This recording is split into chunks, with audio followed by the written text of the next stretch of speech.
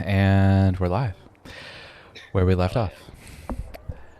Utermir and Tristan had tried to engage in one of the proprietary owners of one of the local taverns in a pursuit of recovering lost goods.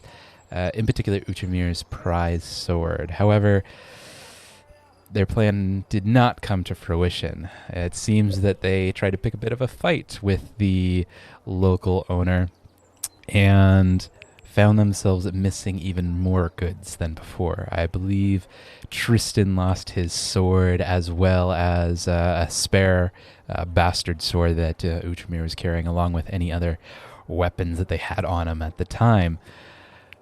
Luckily, after they left in one piece and fumed a bit, Kaj came to the local tavern and engaged in the proprietor and struck a bit of a chord, struck a deal with him, and have a bit of a arrangement or understanding that hopefully will prove fruitful and may result in the recovery of said goods. At the moment, it looks like it's kind of the early morning. Sun is just kind of beginning to rise over the crests of the buildings in town. It's beginning to warm up a bit. The chill of the ocean air is kind of beginning to lessen. And Kaj finds himself at the entryway of the tavern, having just completed his conversation with the owner, and we'll see where he picks off from there. All right. Well, I need to find Uchtramir. Let him know the deal and get his help. See what he wants to do. So. I'm going to go and track him down. Do I see any signs, any footprints, anything that would indicate where they might have gone? Roll a perception check. Dope. Ooh, yeah, buddy. 27. 27. All right, you find a rather large footprint, a bit bigger than your average Joe. Looks like it's leading from the tavern entrance and is leading towards the local garrison. It's outlined just made out just enough with the kind of morning dew and any rain that had fallen the night before, where you can pretty easily track it from the tavern to the local garrison. All right, well, I'm going to mark Uchtramir as my prey and start tracking. I'm not sure that you can mark without actually seeing them. I believe I can, because part of if it is tracking, it specifically increases tracking. Okay, well, I'll allow it for now. All right, so you are kind of tracking through the town. Looks like the kind of shops are opening up. Looks like a couple of them have been open for some time now, and the market is a bustle with trade goods of various types. You're kind of hearing and smelling various scents: fresh baked bread, from fish, freshly caught fish, and the like. You make your way to the garrison, and it looks like you see both Utermir and Tristan just ahead of the garrison gate. Uchtramir, Tristan, my friends, what happened? Lost my sword. I don't want to talk about it. Oh, I gathered that something bad had happened, but you lost Well, your that sword. self-righteous pompous git in the tavern, well, admittedly we did something pretty brash and not exactly, we didn't exactly think everything through, but the only way we were getting out of that tavern alive was surrendering our arms and leaving that place, quick, fast, and in a hurry. But again, we're no closer to finding Utrima's rapier, and and now we're down my sword and another sword as well. Oh. And we have no clue how to proceed forward. We were going to go to the sheriff, but for being completely honest, if he has a presence here as strong, if he's as bold as brass in order to, actively have members of the Thieves Guild in a tavern without fear of approach, I'm not sure local law enforcement is going to be able to do anything about this. Well, luckily for us, I think I have a plan. I managed to talk to this Thieves Guild leader and convinced him that I'm a deviant like him, which of course I'm not. Never. So I got a deal where I can get the rapier back. However, I think we might be able to bargain for your weapons as well. It's going to require a little bit of thieving, which I'm happy to take on. Y'all don't have to. I understand y'all's aversion. If it's for the greater good, I can oblige some lapses in morality. Yes, and I believe I'm on his good side as well. So there may be an angle here that if I continue to gain his trust, we might be able to do a little betrayal. I'm listening.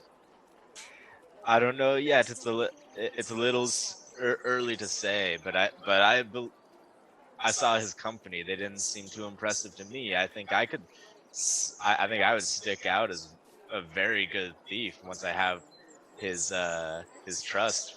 We can do some dirty things. Utrima, you're oddly quiet. What do you think about all this? I like this a lot. Sorry, I have been stewing in my own pit of anger I built for myself. I want nothing more than to strangle this piece of shit. I mean, I'm sorry. I was ready to walk into the sheriff's office, call upon Flute, and rain the hell on them. But I like the way you think, Kaj. Perhaps it is best we don't take such a,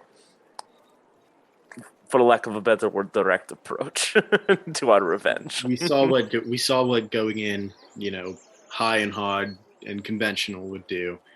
And frankly, after everything that happened with Nuala and how upset the town is already, I don't know if any of you have noticed it, but things seem a little tense and a little fragile.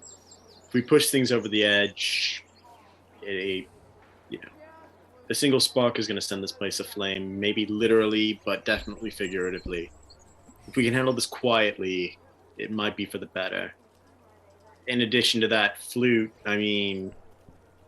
we can't doubt his courage. He's not lacking for that, but we haven't given him much time to unite the clans, unite his kin if that's his goal at all. Mm-hmm. And there's precious few of them to call upon, and frankly, we only just put him in power. I don't want to start calling in favors now. Right. But later, war is always on the table.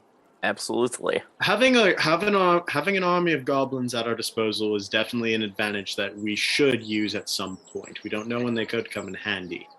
But I don't want to risk our friends' lives or the lives of his people and endanger him or them without a good cause. True. I agree. We also do have that tunnel underground to get them in if that ever becomes a necessity. Very true. And you guys are right. Our friends... Don't get me wrong. As soon as I get my hands on my sword again, I'm cutting a swath across that bastard's face. Perhaps we will have to... But we have to be smart about this before we get there. Right, absolutely. Do we have a plan? Kaj, you mentioned that you had a bit of one formulating around. What do you have? There's a shipment down south. It's a ways out, and it happens tonight. He told us about this. This is what he was trying to get us to or Uchimer to sign off on as extortion for his rapier back. Exactly. I agreed to it. Okay. But I think depending on what the goods are, we might be able to get more than just the rapier if he's so keen on getting this this treasure. So interesting. I think we should go. I think we go steal those goods, bring it back, and use that as a bargaining chip to get the rest of it. I could also use my future services as a incentive, like future services. You're going to need backup, and we're also going to need an alibi. Uchimer, you stick out a bit like a sore thumb. Just a little bit. No offense, my friend. But I can disguise myself, and I have my bow back at the house. I could go in and cover you long distance, or just be your hired bowman. That works for me. Perhaps I could create an alibi, as you guys say. Put us at a different location away from all this in case things were to go bad. For worse, they're going to assume that wherever you were, we also were. So True. If you say that we were with you, they're going to be hard pressed to say anything against it. Right. Yeah, I'm not too concerned about Uchimer being with us. We'll be down in a different city that we've never been before, so I don't think we're at much risk of being recognized.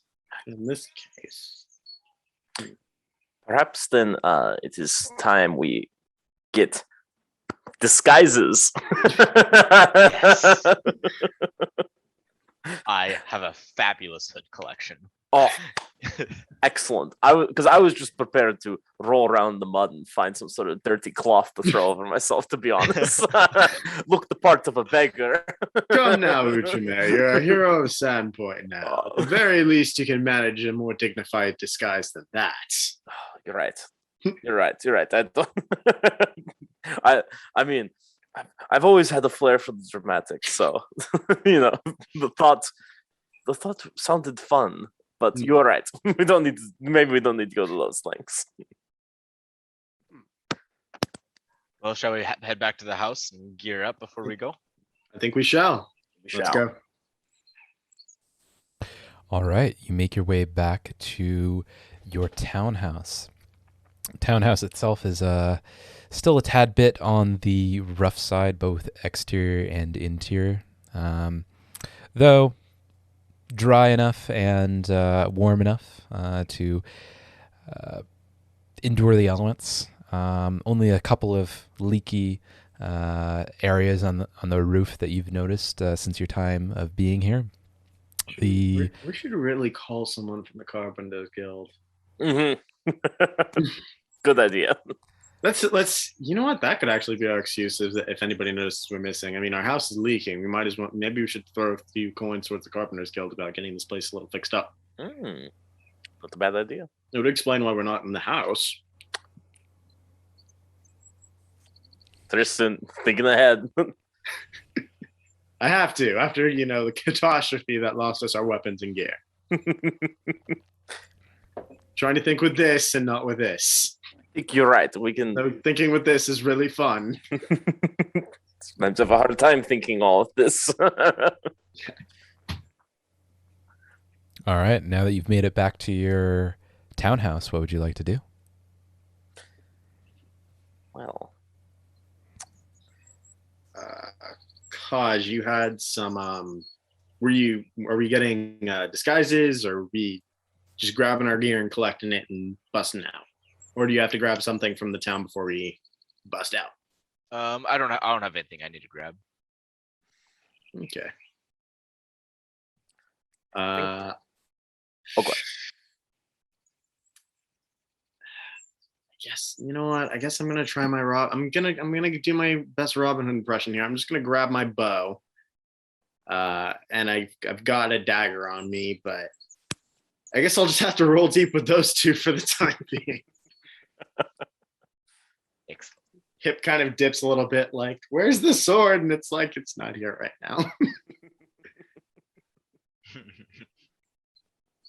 I'm gonna leave the shield behind too, because as much as I would love packing on some extra protection, that thing's probably not stealthy, and sans my armor, I probably want to move fast. Good idea. and then I just throw a cloak over my over myself, just kind of with a hood on the back, not pulled over, but it'll go over my eyes. Just very Russell Crowe from Robin Hood. Yeah, I like this.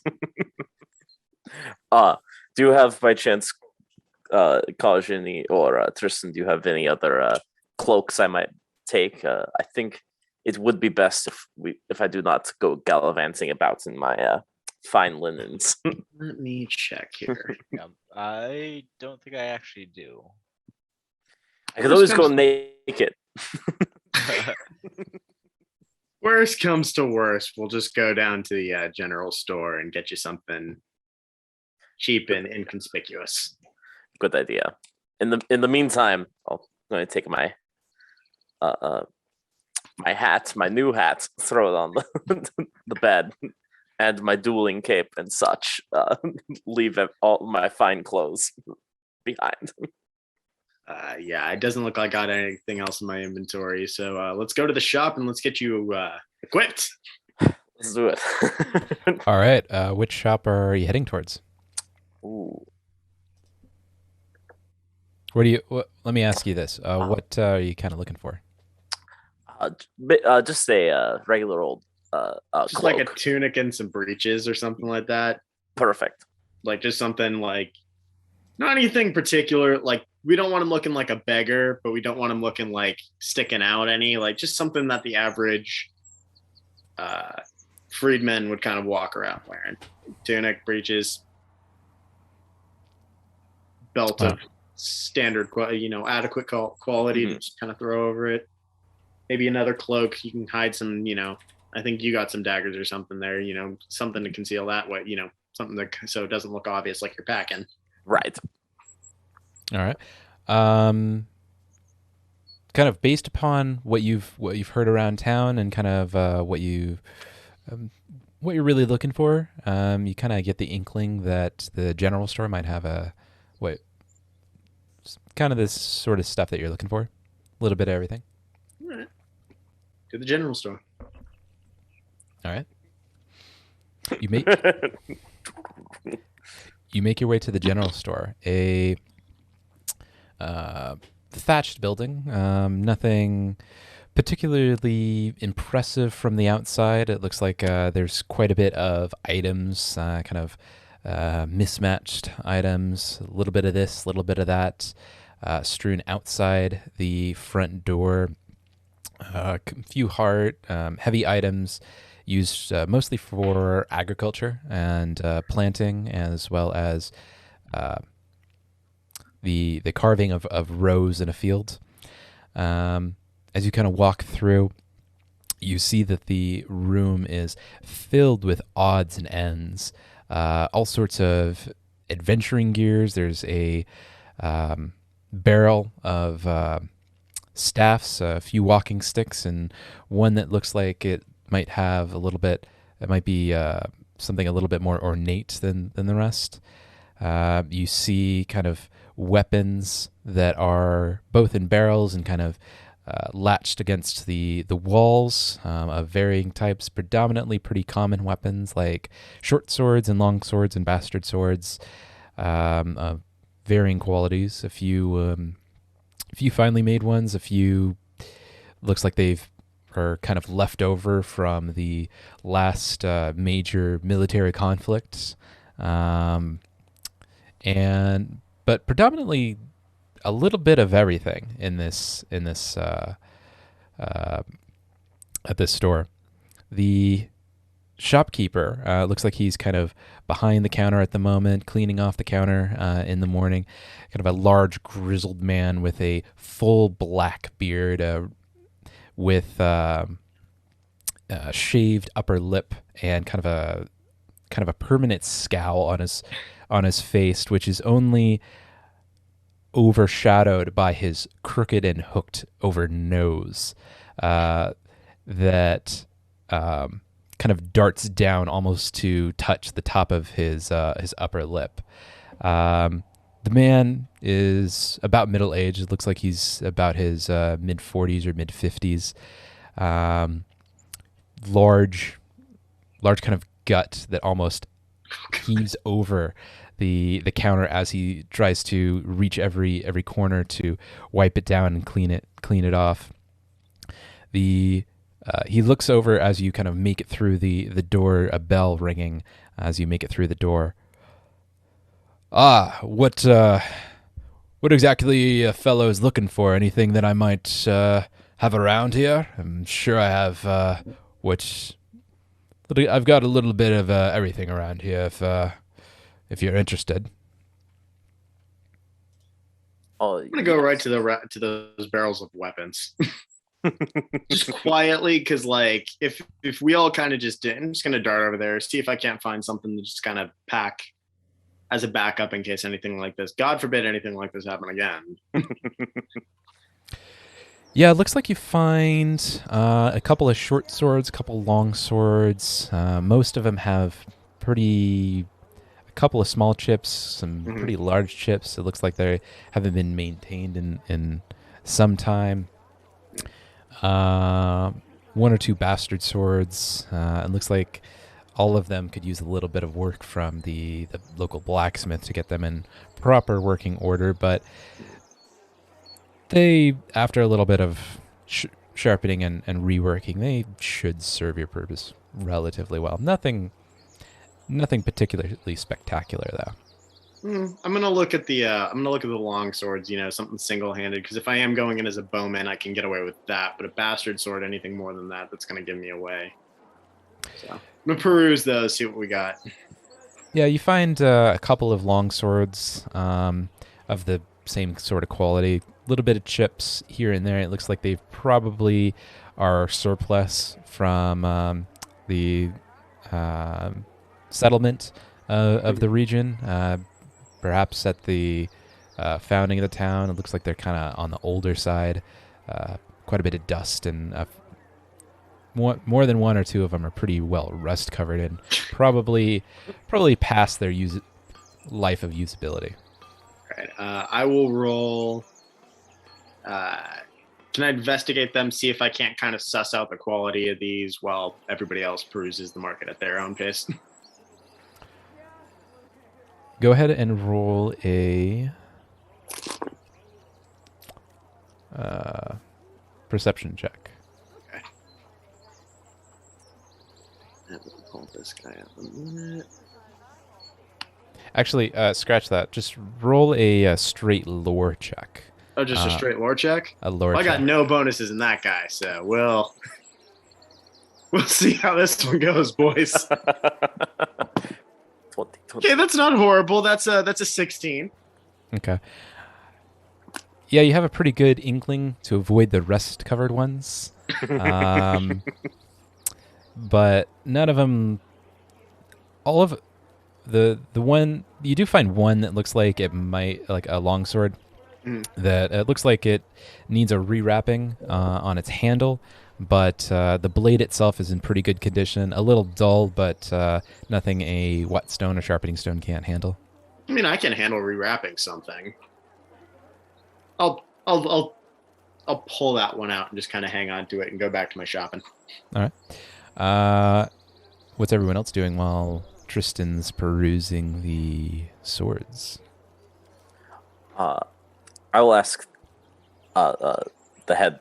I'll ask the man. Do you have perhaps some normal, everyday walkabout clothing and a cloak?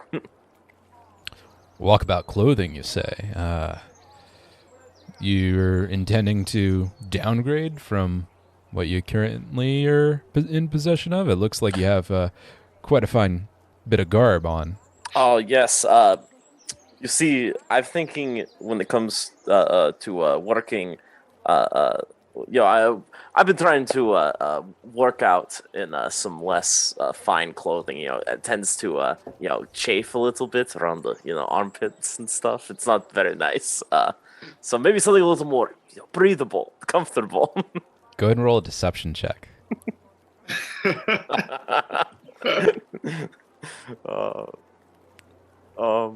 13 plus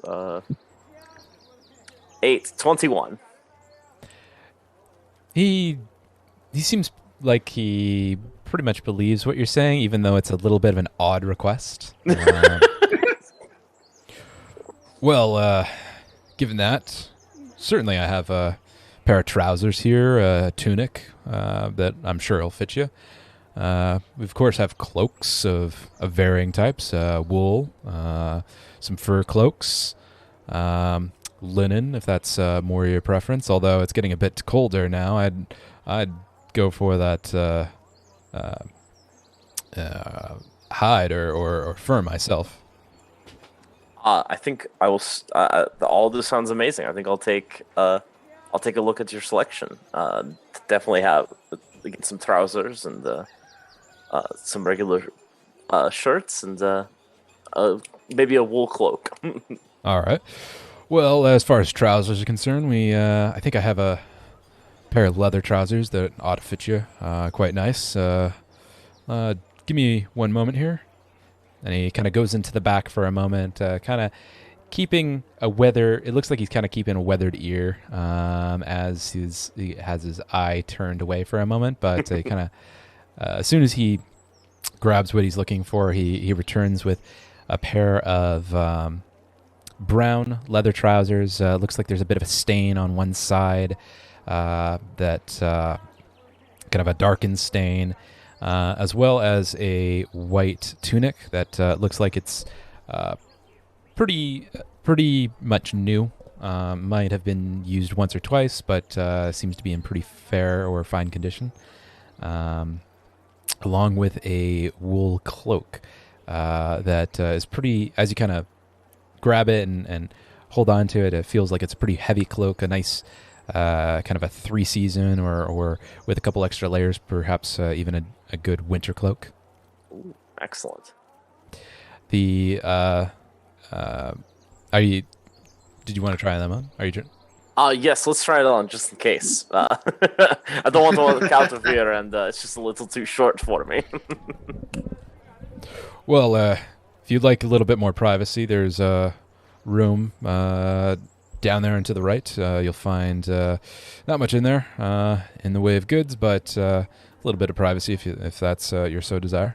I appreciate it. I shall take you up on that offer. I'll head on in and try those on. All right. You make your way to the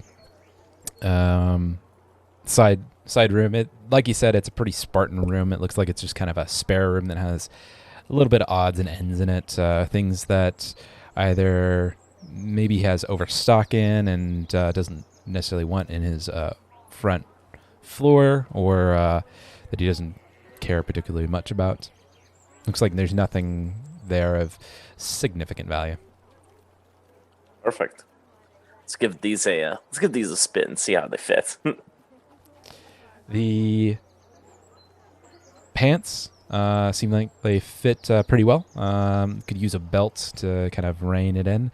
The shirt, however, is a little tight around the chest, but otherwise in good working order.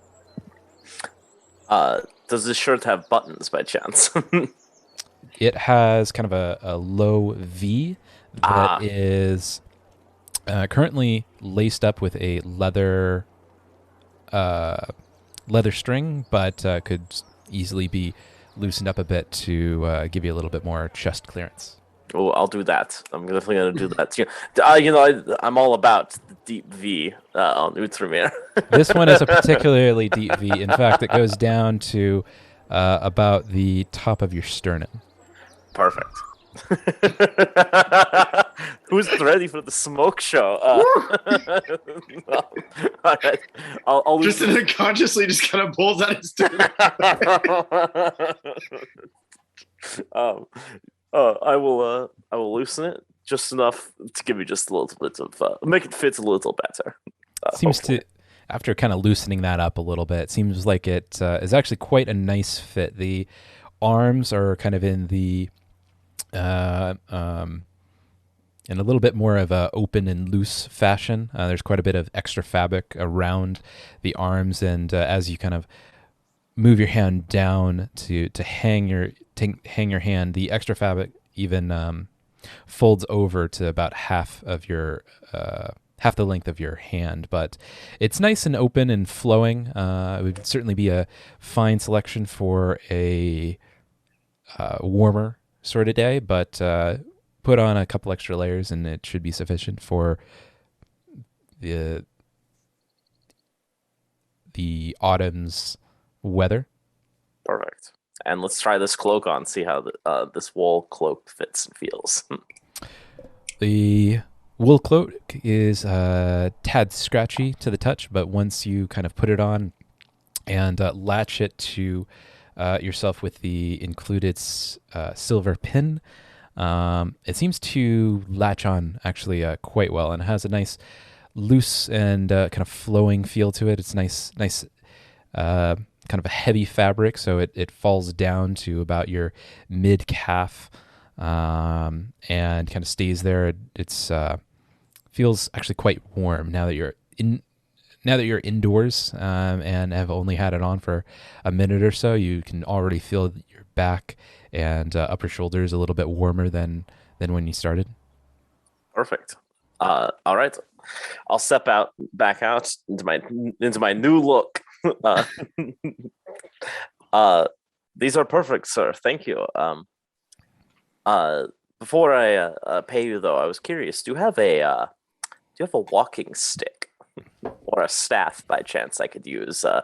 My friends and I were thinking we were going to go about on a little journey, and I find that a nice bow or walking stick can really help on long journeys.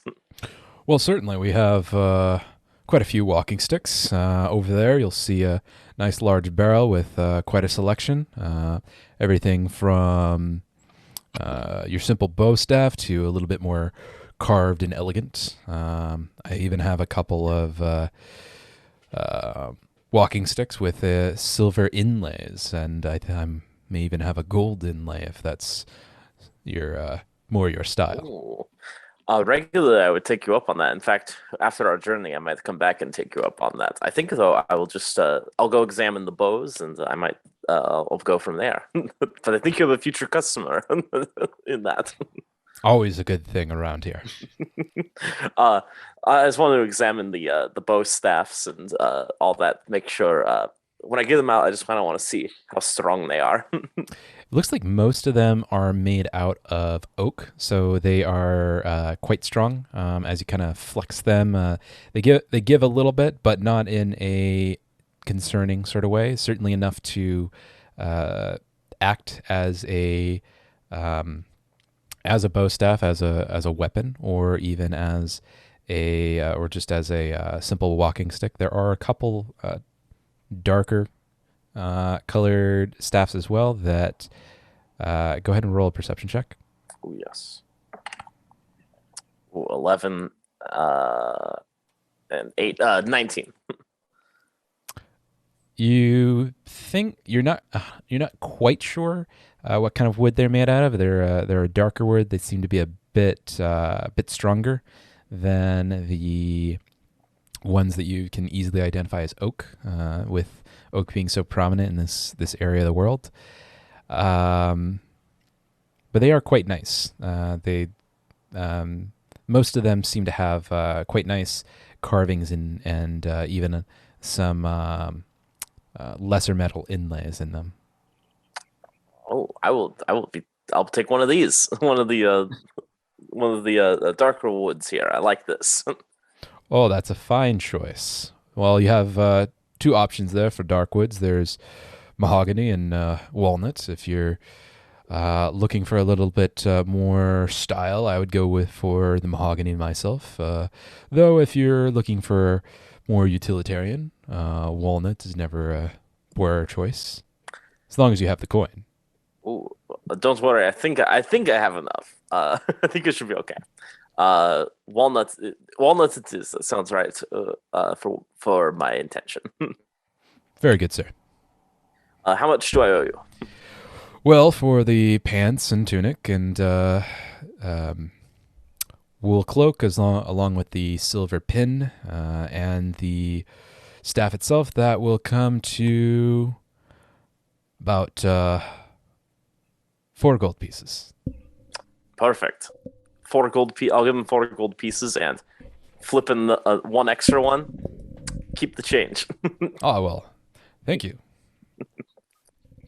And how are you looking over there with your swords? Anything that piques your eye? I kind of just flip it over in my hands. Like I know that it's it's a decent quality. Like it's serviceable. That it's just fine. Sans the whole like just leather. I'm guess like falling off the hilt or something like that. Yeah, it seems that the adhesive isn't quite. It's kind of aged a bit, and it's kind of beginning to fray. All right. Well, I have a whetstone, and like I just kind of look at him like, do you have adhesive and leather strips?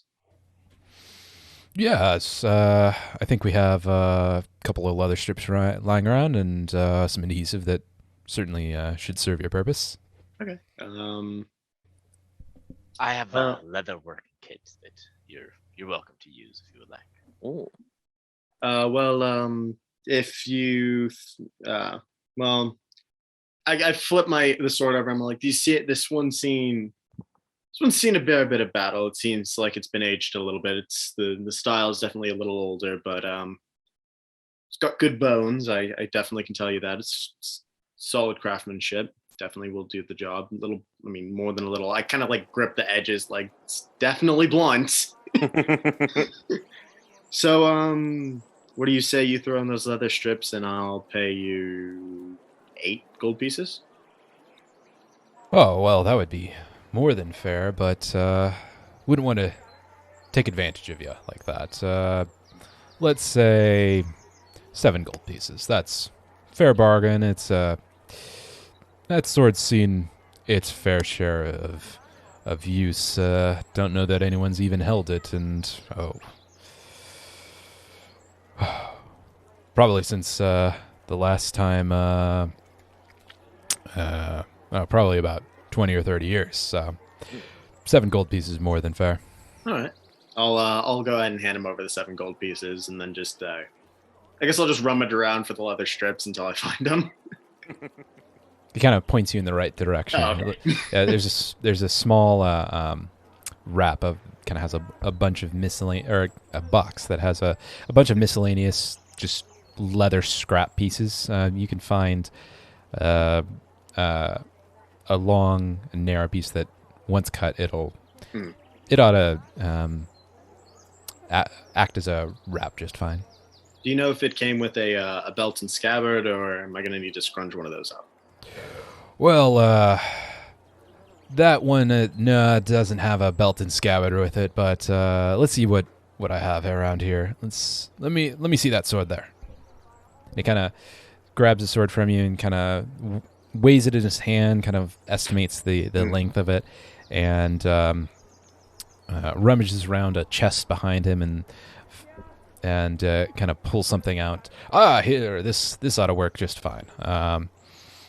Bit on the old side, needs a little bit of oil, maybe a bit of wax, but it should serve just fine. All right, as long as it's serviceable, I can true it up on my own. But thank you. Hands that over, and that one's. You can go ahead and just go ahead and take that one there. You're a generous man, Cyril. I will definitely be returning as well. I guess one more thing before I do go. Do you have any bow wax for polishing up the string of a bowstring? Oh, yeah. Certainly, yes. Grabs underneath one of the counters and he pulls out a small kind of linen wrapping with a kind of a tan, oily, kind of a waxy paste in the center, and it kind of slides it to you on the counter. That'll only cost you about a copper piece. That. Take 2. All right, I'll toss them on the counter. Well, anything else you're looking for? No, that'll definitely do it. My friends and I, like my fellow compatriots said here, we're going on a bit of an excursion, and I figure won't do well to be have a little extra protection. These are dangerous times and all. And how about you, my feline friend? Anything you're looking for? Oh, and that's particularly. I'm just browsing while I wait for my friends. Fair enough. Fair enough. On Are you that actually? note, Okay, go ahead. is there anything small and valuable lying around? God, of course. Roll a perception check. Yay! 16. You find an assortment of cloak pins, most of them being made out of either bronze or silver. There's one or two gold pieces that they are on the counter of the bar of the store. However, pretty close to the proprietor. As you kind of look around, you do, however, find a silver flask on one of the counters, or one of the shelves, kind of farther behind and somewhat out of view of the front counter. Okay. Well, I'm gonna go ahead and swipe that flask. I have the pickpocket ability, which means that even if it is closely guarded, like in a pocket, I don't take minus penalties for it. Go ahead and roll a thievery check. Nice to us. Fair. We fell 21. for it. The proprietor seems to be a bit distracted with Tristan and Utramir finding them the goods that they're looking for. Doesn't look like he noticed you as you swipe the silver flask and put it in your pocket. Yep. I'm also gonna buy the bronze cloak pin. You know All what? Okay. Man, that's a little bit more frugal than his friends. That'll only cost you about 3 copper pieces, that. All right, 3 copper pieces, my friend, and I'm going to toss them up at him. And while he's distracted by that, I'm going to pickpocket one of the gold pieces on the counter. Roll a thievery check.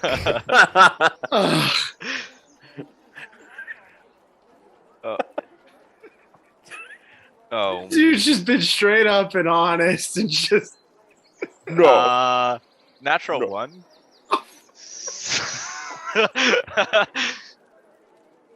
Okay.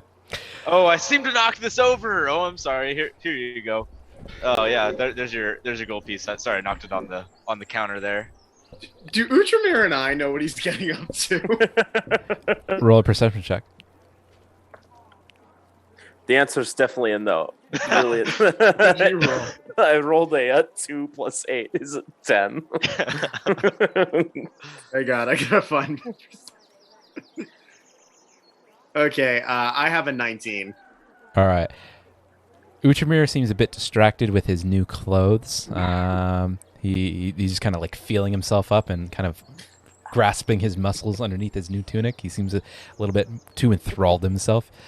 Tristan, you, however, you kind of notice what Kaj is getting up to, and you get a inkling feeling of his motivations, knowing, being so intimately familiar with him and his proclivity to swipe certain things when given the opportunity.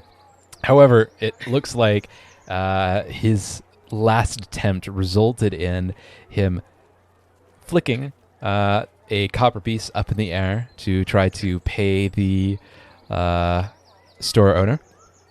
And while doing so, tried to gracefully snatch the gold piece that is on the counter, but instead of gracefully grabbing the gold piece that was on the counter, he very aggressively smacked his hand down, making a clatter of sound, the gold piece falling to the ground, the copper piece falling to the ground also, and right in front of the store owner. The store owner looking down at Kaj, now kind of half rotated and looking back up at this large, brooding sort of creature of a man, seeing more beard at this angle than face.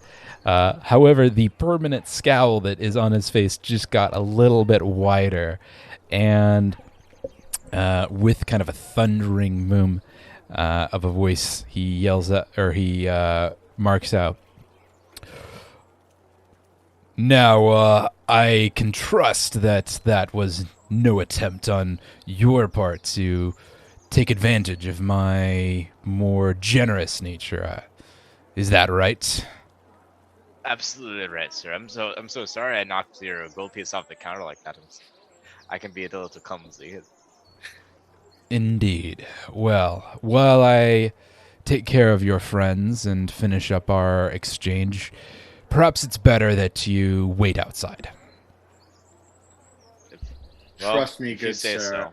I shall keep. I will correct this most heinous of offenses most swiftly. I give Kaj a look, not like really like I'm pissed at him, but like the look you give like when your younger sibling does something stupid in public, and you're not really mad because like you get it, they're young, they're dumb, but you're like, dude, really? Thank you for the pin, my friend. I'll be gone. You're May it chastising a serve naughty you child. well. You guys notice how good I look in this thing?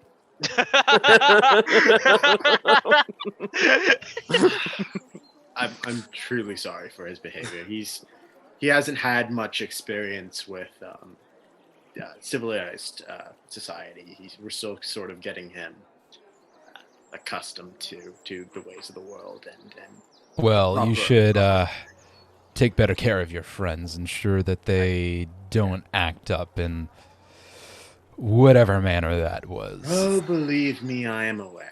His kind have a very they have some oddities in their culture that come off as very strange to you and me. Well, if I wasn't such a good-natured individual, You've been more than fair with us, my friend, Well. good man, and I do appreciate your candor and your fairness. Well, and you have certainly proven yourself as good and loyal customers. I always appreciate that, but keep a closer eye on your friend. If possible, he won't be making a return here. I will have a conversation. Well, with you him. two are always welcome. If he can keep his hands in his pockets, We'll have a he's welcome conversation also. with him before a return trip. I promise. See that you do. Don't worry, we'll keep a better eye on him. As Butcher looks down his muscles still. Are there any other debts that we need to square away? Anything else that we have have we paid you for everything that we possessed, or is there anything else that we need to square away with you before we go? Not unless there's anything else you wanted to purchase. Shit. I think I'm good. All right, then. Well, safe travels, and I hope to see you soon. Thank you, my friend. Same to you. All right, you leave the Sandpoint General Store. Find yourself back in kind of the streets of Sandpoint. It's about high noon or so at this point. And what would you like to do now? College. Lead the way. Raj, Alright, to Mustafar we go. come on now, Kaj. There's thievery in certain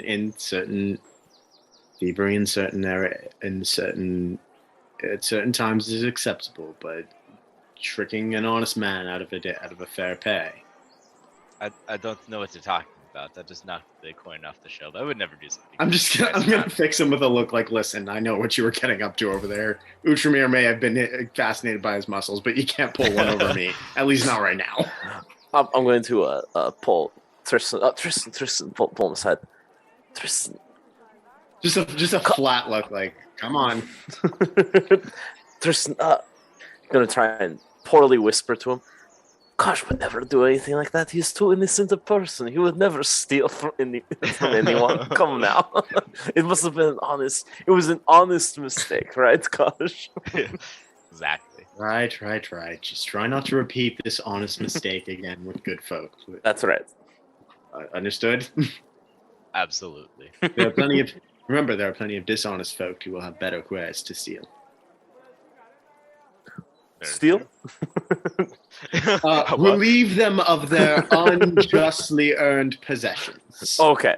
And redistribute them to the poor. I kind of look at Cash like, No, we don't steal. We don't steal. We would never steal. Yes, this is never steal. this belongs to the Thieves Guild. The thing that we're about to take, it belongs to.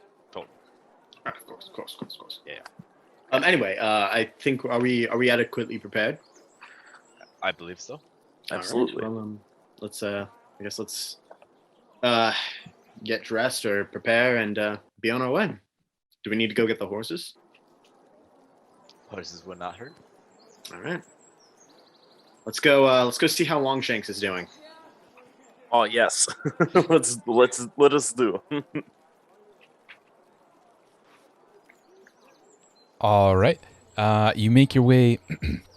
You make your way to the horse stable. Looks like all of your mounts are well fed and well maintained, ready to go on a ride with a simple latching of a saddle. All right. Mount up, I suppose. Oh wait, we took that demon fur to the tanner and had it treated. Do we want to check on that before we go? Perhaps we may want to do that upon our return. Okay. Just one less thing to worry about now. Although, should we go talk to someone about fixing the hole? Let's. Yeah, that's right. Our cover story. Yeah, let's go. Let's go talk to the Carpenters Guild or the Builders Guild, whomever we have here, to see if we can't get a fresh look of paint. Get somebody to kind of look at the house, plug the holes, straighten everything up. Maybe trim the molding a bit. Absolutely. All right, talking around town, you get directions to make your way to the Carpenters Guild. You find it quite a large building, one of the larger buildings in town, with a couple of external kind of add-on or auxiliary buildings around it, all in the same sort of oak and Tudor style. Looks like the building itself was masterfully built by quite a few skilled laborers. The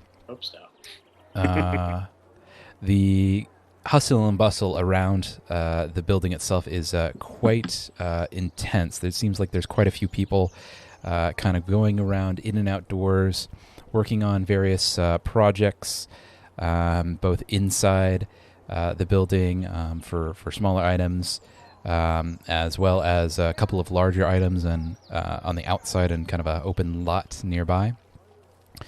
As you kind of make your way through the front door, you hear a kind of a large booming voice. Sounds like he's kind of giving orders to some of the laborers around one of the larger construction on the inside of the main lot. No, I didn't say go there. Take it over there. No. Let's get some rope. We got to lash this down, man. Come on. I want to get this done before lunch. The voice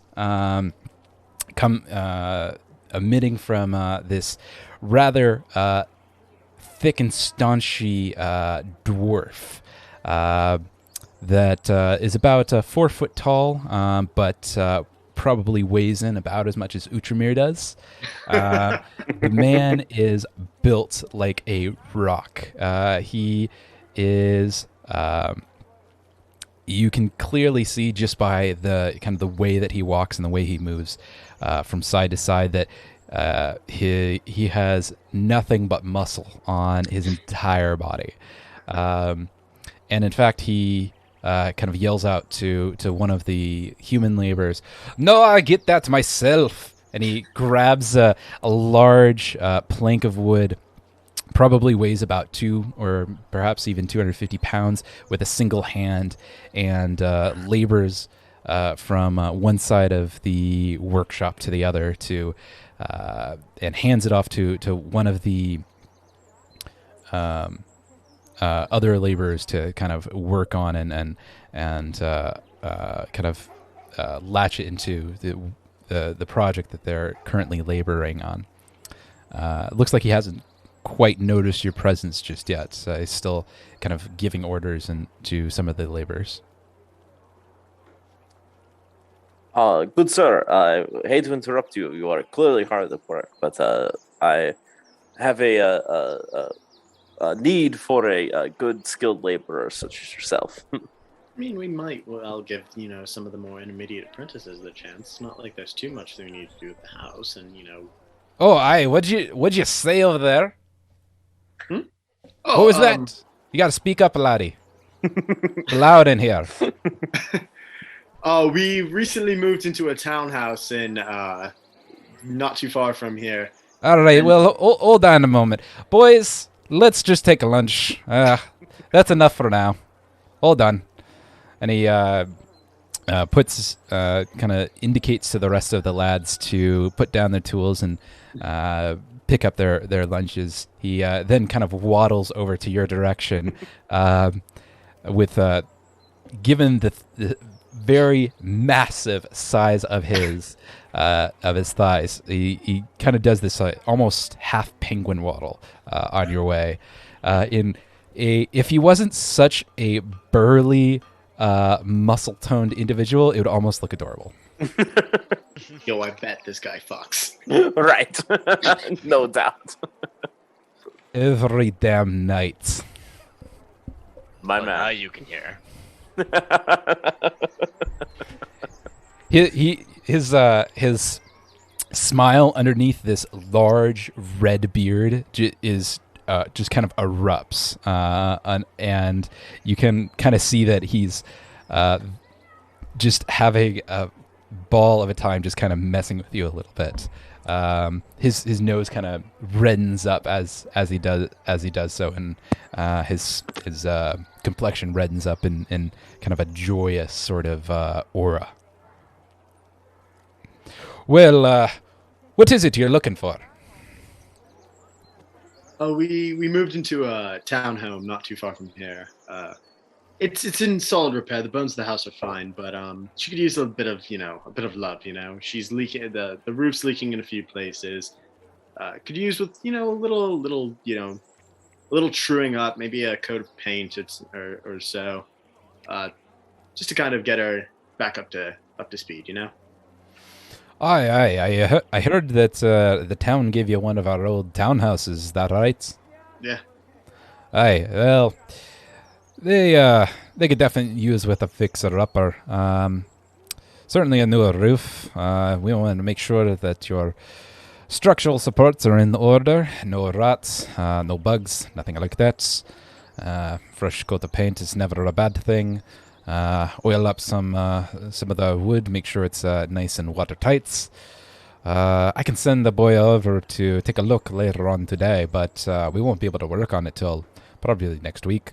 It's all right. We're doing a bit of traveling, and if you send someone just to appraise, and then maybe appraise, just tell us find out what needs to be done. We can put a deposit down on advance if you want to begin work before. If we're still away by the time you can get to it. Well, I'll have a boy send over and take a look at things, see what needs being done, and we'll go from there. Right. I can send him over later today if someone's there to greet him. Otherwise, it'll have to be tomorrow. That's all right. We'll leave everybody has their keys, right? Right. We just want to leave a spare key under the in the bushes or something. Or maybe we could leave the spare key with you. Yeah, just leave a spare key and the boy can let himself in. Yeah, we can do that.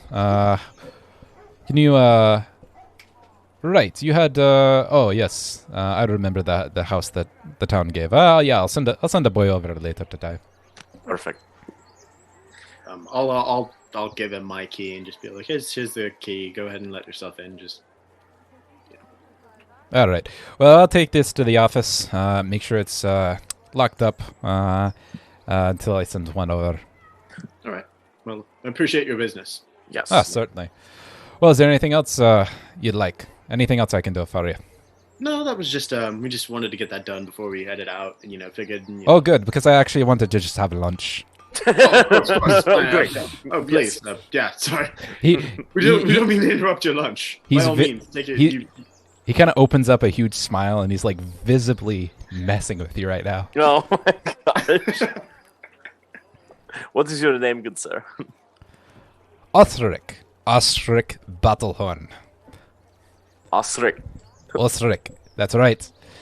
You won't find too many dwarves in this industry, but sometimes you got to put down the stonework and pick up the carpenter's tools.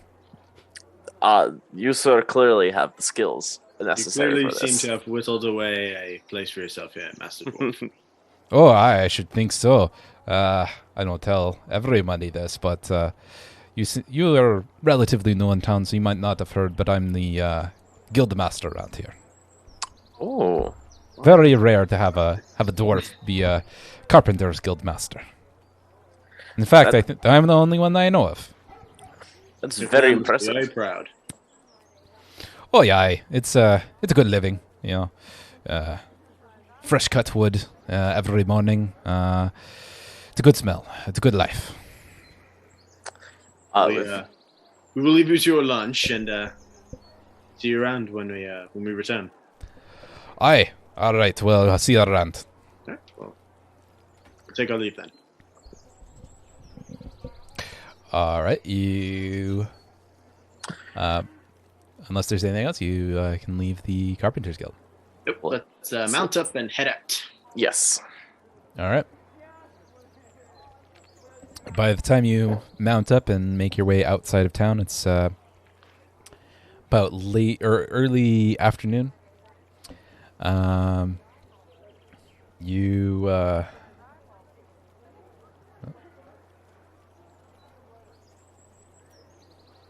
It's about early afternoon, and as you kind of make your way out of town and down south, where the bar owner had told you that the transport would be found.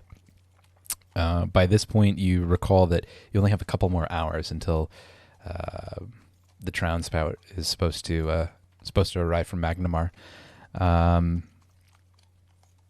If you sure.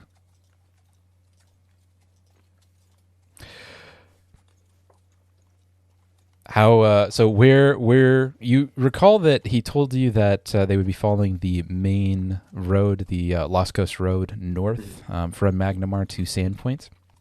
There's about 5 or 6 miles outside of town that are just kind of like an immediate outside of town that is nearby, predominantly farmhouses, and but as you get farther and farther from Sandpoint, it gets a little bit more wooden, and some of the areas are a little bit more wood covered in terrain than some of the areas closer to Sandpoint. Though those areas are about 5 miles outside of town. Gosh, this is your realm of expertise. Where do you want to, I guess, establish this, figure this out? So the option is outside town in the forest, or Well, if you take a look at your Sandpoint Hinterlands map, you'll have a better idea of what the train looks like.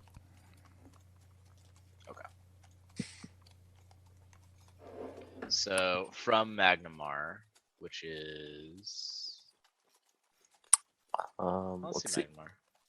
It must be farther east, right? It's more inland. Or is it further south? So we're on the Lost Coast Road. Yeah.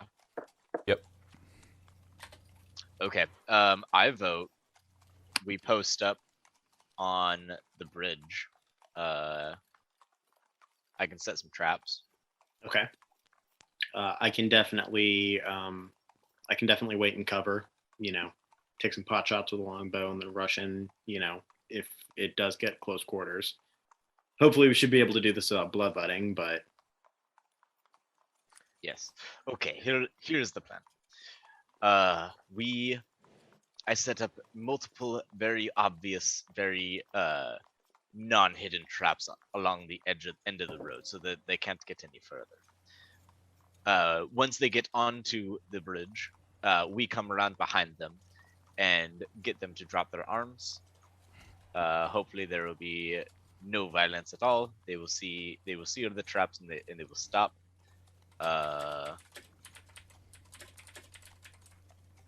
I can also set a scent trap a little further up in case they do get away. We can at least track them. it's good to have a contingency. Yes. How do we want to go about this? Do we know how many guards will be there? Stealth will definitely be on our side in this one, and we can gauge how to react on this. As long as we don't rush in and think carefully, we should be able to adjust for if they outnumber us. Yes, it may be worthwhile to have a scout a little bit further down, so we know what we're up against. Perfect. Ooh, And I have an idea. yes. I have a snare that I can set. Let me double check exactly what the range is. Okay, a 1,000 foot range. So a thousand feet away, I can set this trap. Everybody that triggers it will create a sound that they will not recognize unless they're incredibly smart. It'll just blend in with the surroundings. However, it's something that we'll be able to pick up on at least 1,000 feet away. So that helps a little. All right. And what would you like me to do, Gosh? How can I best utilize myself here? This is definitely your expertise. Move us where you think that will fit. Yes. Well, if we're on a bridge, we have three of us. So maybe two in front, one in back. I'll take the rear. I have a bow. I mean, Kaj, I know you have one too, but Beautiful. I've got the long bow. I can reach out a little bit further, I think. Yes. Utrimir, you are a tad more intimidating than most. Perhaps you could do the talking and convince them to lay down their arms without any violence. True.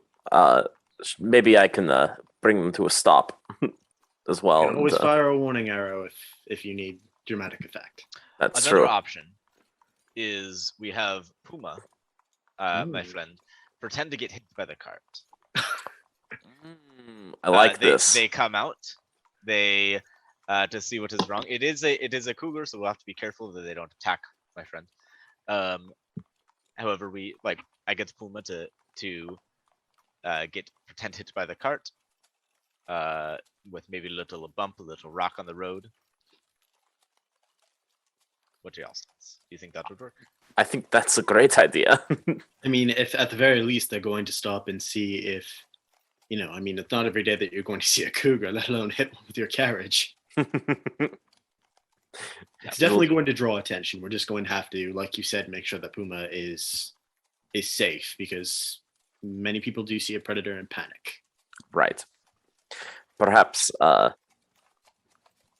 we can. I can utilize my same principle. You and Kaj can do that long cover, and if Puma is a threat, I will. Perhaps I could play the part of the angry owner. I like, how could you have done this to my to my friend? This is true, man. You could be the ringleader of a circus, and Puma is your prized show lion. This is a great idea. I mean, Kaj, you also, we lean into this. It's a very easy excuse as to why you two traveling performers. Yes, I love very this. Easy reason why a catfolk and a half orc and a cougar are traveling on a road. We'll certainly use this one and pull that off. I love this. All right. Would Puma be amenable to this plan? That is the question. Bruma's not all that smart. I don't tell her that, but she doesn't get she's very smart. She doesn't get everything I say all the time. Understood. Gotcha. So us getting her to play dead, I think is doable, but not 100%. All right. I believe we have the perfect plan. All right. I will go take my position over there. In the meantime, I'm just going to quickly true up this. Kaj, you have that leather sewing kit. I think you're a little more apt at this than I do. Would you mind taking these strips and truing up this this grip here? Why, of course. Crafting roll, I assume. Marshall. Sorry for the leather handle. Yeah. Yes. I mean, I assume he can patch that up probably a little better than I do, and then I can probably just true up the blade and we'll be fine. Is this a normal? Yeah, so 15.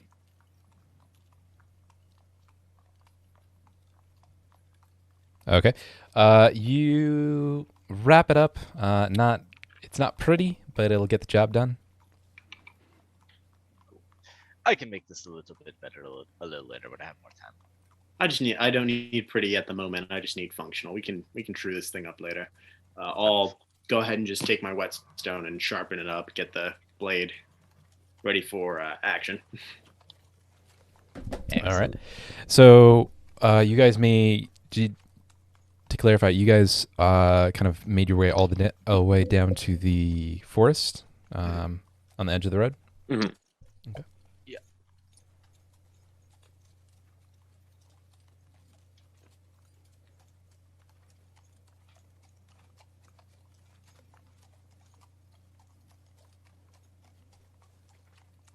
All right. So you should see in front of you. Actually, It may also be worthwhile to knock our these people out so they don't really remember our faces all that well. Good idea. Oh, I heard tale of a gang of thieves in a forest known as Sherwood who covered their faces with hoods and masks. I think we should do the same. Oh, excellent. I will put up my hood, and I'm going to use my blanket from my bedroll to wrap around myself and use my newly acquired pin to hide the fact that I'm a cat.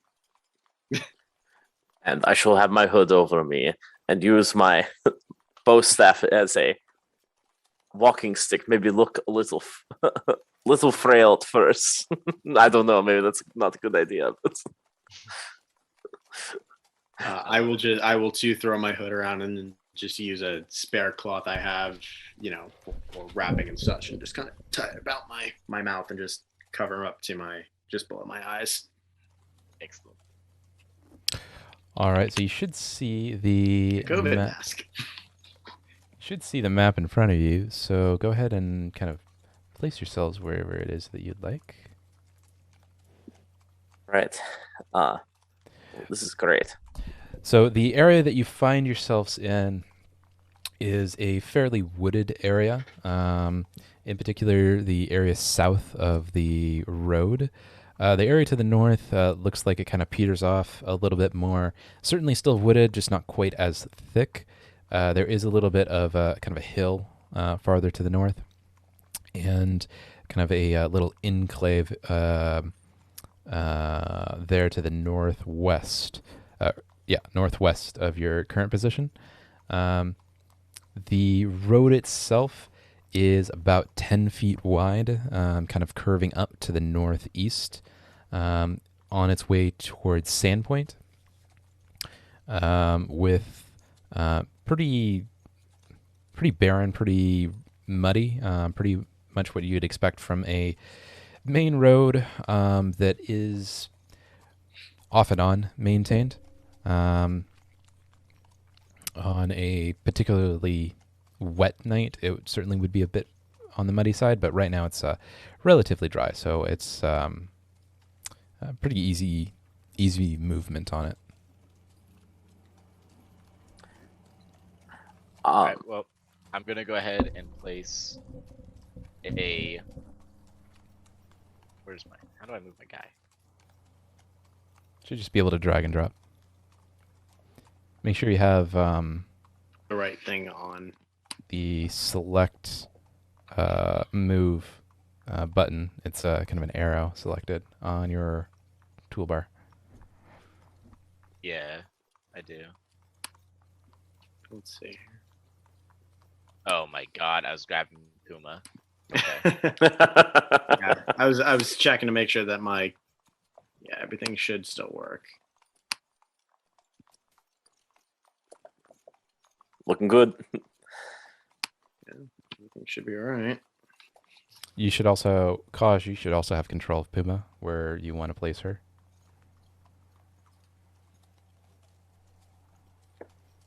All right, Kaj and I assume Outramir are going to be over there, so I'm just going to provide some long cover up. Just a wee bit up and in the rear. Oh wait, are they going? Wait, are they? I thought they were going from the southwest to northeast. Are they going the opposite? They're, based on what you were told, they're coming from Magnamar, which is southwest, to Sandpoint, which is northeast of your current position. Okay, so Outramir and Tristan, y'all should swap. Oh, okay. Gotcha. All right. Yeah, all right. So Kaj is going there, and I do need to get in position. So I think if Puma's right there, okay, and I got to go over there, yeah? Yeah. Yes. About here? That should work.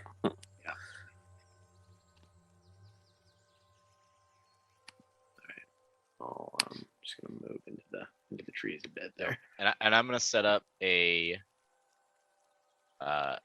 two traps right here and here. All right. My biting traps. I don't want them to use it. I'm gonna make them pretty visible, because I don't want them to trip it because they're pretty deadly. Intent is not to kill here. Right. Right. They're just there. I'm making them very obvious, so that way hopefully they see them. More of intimidation. All right. So where did you want these? One right. One more. Right here. And another one right here. All right. Go ahead and roll. Oh yeah. Let's see. What was that? That's a. It's crafting, but the only point of rolling is to see how detectable they are, and I'm purposely making them very detectable. Okay. Yeah. If you want to make them really obvious, stand out, where anyone can see them, Yeah. you can do that without rolling. Dope. But yeah, you can do that without rolling. So the plan, I assume, then, Kaj, is they will pass by these. I want to intercept them before they get there. Because so hopefully they'll be out of their carriage. Because if they're in the carriage, it doesn't really do much. However, if we get them to get out with using Puma, to get them to get out of their carriage, and they see that, they won't be able to walk that way anymore, and it'll like be more. This is more psychological than anything. Gotcha. Okay. All right. And is that where everyone wants to be placed? Yeah, I'm also gonna line just like some bumps and sticks and shit. Something that like just like kind of mound up some dirt and whatnot here to make a bump in the road, so that way they hit the bump and then they think that Puma is. And I'm gonna go ahead and explain to Puma the plan. While you're explaining, I can do that. I can set up a Okay.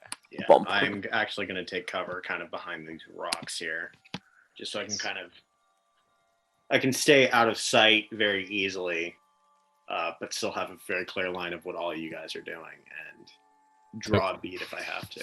So Perfect. Outramir, you're setting up a bump? Yeah, probably like bunch up some dirt or something that'll give a little, maybe some rocks or sticks or something. See if you can't find a big log and just drag it in there. Good idea. Just for a bit of cover? Just to make it seem like they actually hit something. Okay. Yeah, you can find there's quite a few felon logs and trees. There's also quite a bit of usable rocks nearby. Perfect. I'll grab one of the logs and place it out there and get some rocks as well to give it that bumpy effect. Okay. How? I don't have any axe. We could down a tree after my traps if we wanted to make this really impossible to get through. But then, if anybody comes before our caravan, then that could be an issue. True. But I don't have an axe on me. I don't know how I'm not sure how I'd down a tree. And also, this is the forest. We don't want to harm it. Never mind. True. I don't want to do that. What we have should work. I hope. Yeah, I think so.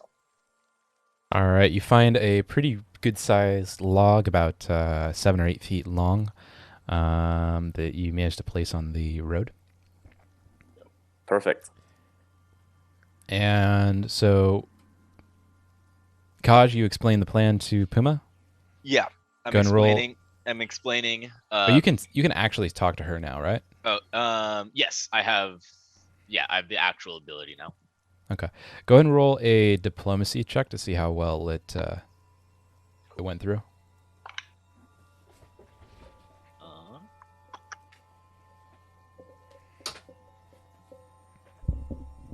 Let's see, 19. All right. Nice. She seems to understand the plan. Dope. All Hell right. yeah. Oh, I'm so excited. So, Ooh.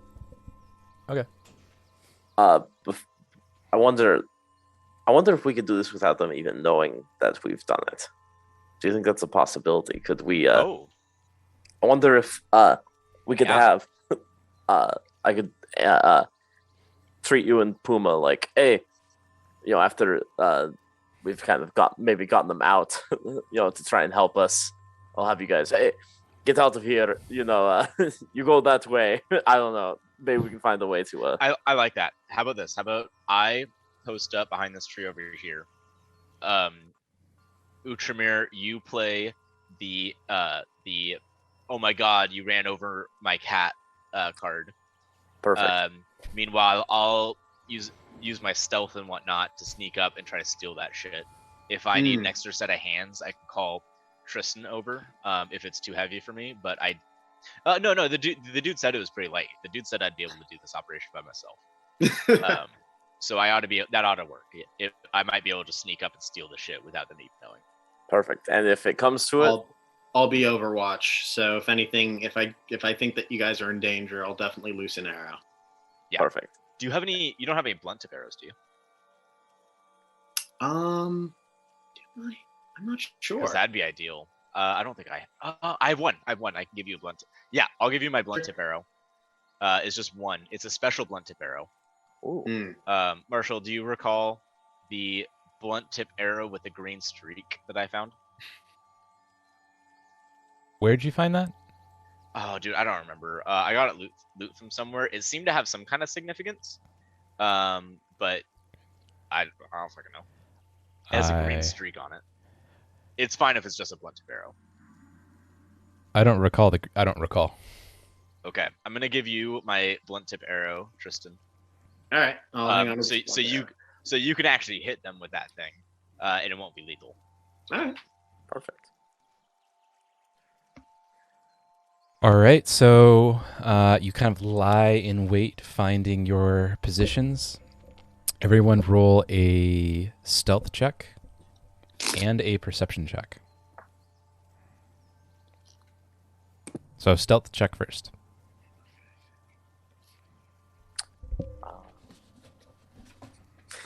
10 total. I have 15 for stealth and 21 for perception. I have a 15 in total for my stealth roll. And then my perception. And roll for Puma also. Okay. My perception was a 23 because plus 8, baby. Nice. I'm looking at 20 for perception. Puma was 25 for stealth. Do you want her to roll Ooh. perception? Yes. Damn. 22 perception. Damn, All right. nice. Oh yeah, Puma don't fuck around. I'm also just hiding behind a rock. Yeah. And Tristan's not trying to do anything overtly stealthy. He's just sitting still and just not leaving behind the rock. Yeah, actually, Tristan, you get a +2 because you are behind a really good piece of cover. Oh, So sweet, 17. I'm going to give you 17. I'm behind a tree. Oh, are you? Yeah, I think most of us, everyone except for Uchmir, is in a specifically good spot of cover. Okay. Well, I'm not going to do it for Kaj because you're it's like less solid of cover. Like you can very easily hide behind a giant rock a lot easier than you can a tree. Sure. Anyway, so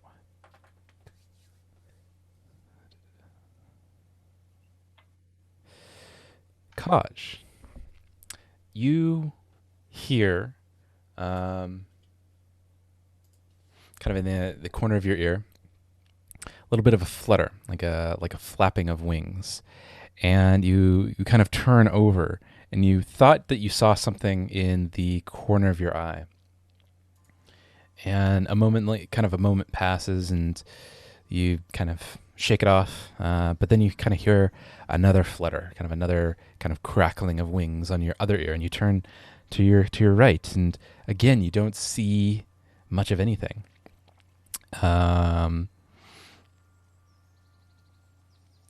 Until you kind of feel like a very, very light pressure on your right shoulder, and you kind of slowly inch your head over, thinking that it's going to just be a big bug that you're going to swipe at, and you see in the corner of your eye a kind of a colorful little figure on your shoulder, and you're kind of trying to inch your way over, and you can't quite see in full what's on your shoulder, but it's a very colorful little figure.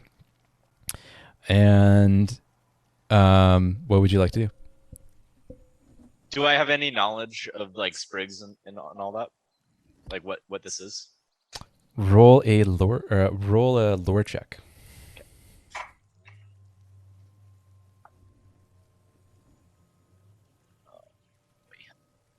Lore. 17. You kind of have vague memory of maybe a story or a fairy tale about little creatures that live in the forest. More myth than legend than reality.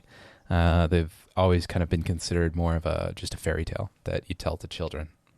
Okay. Well, in that case, forest creature, that's right up my alley. I'm gonna speak my special language, and tell him, "Hello, friend. I mean you no harm. How are you?"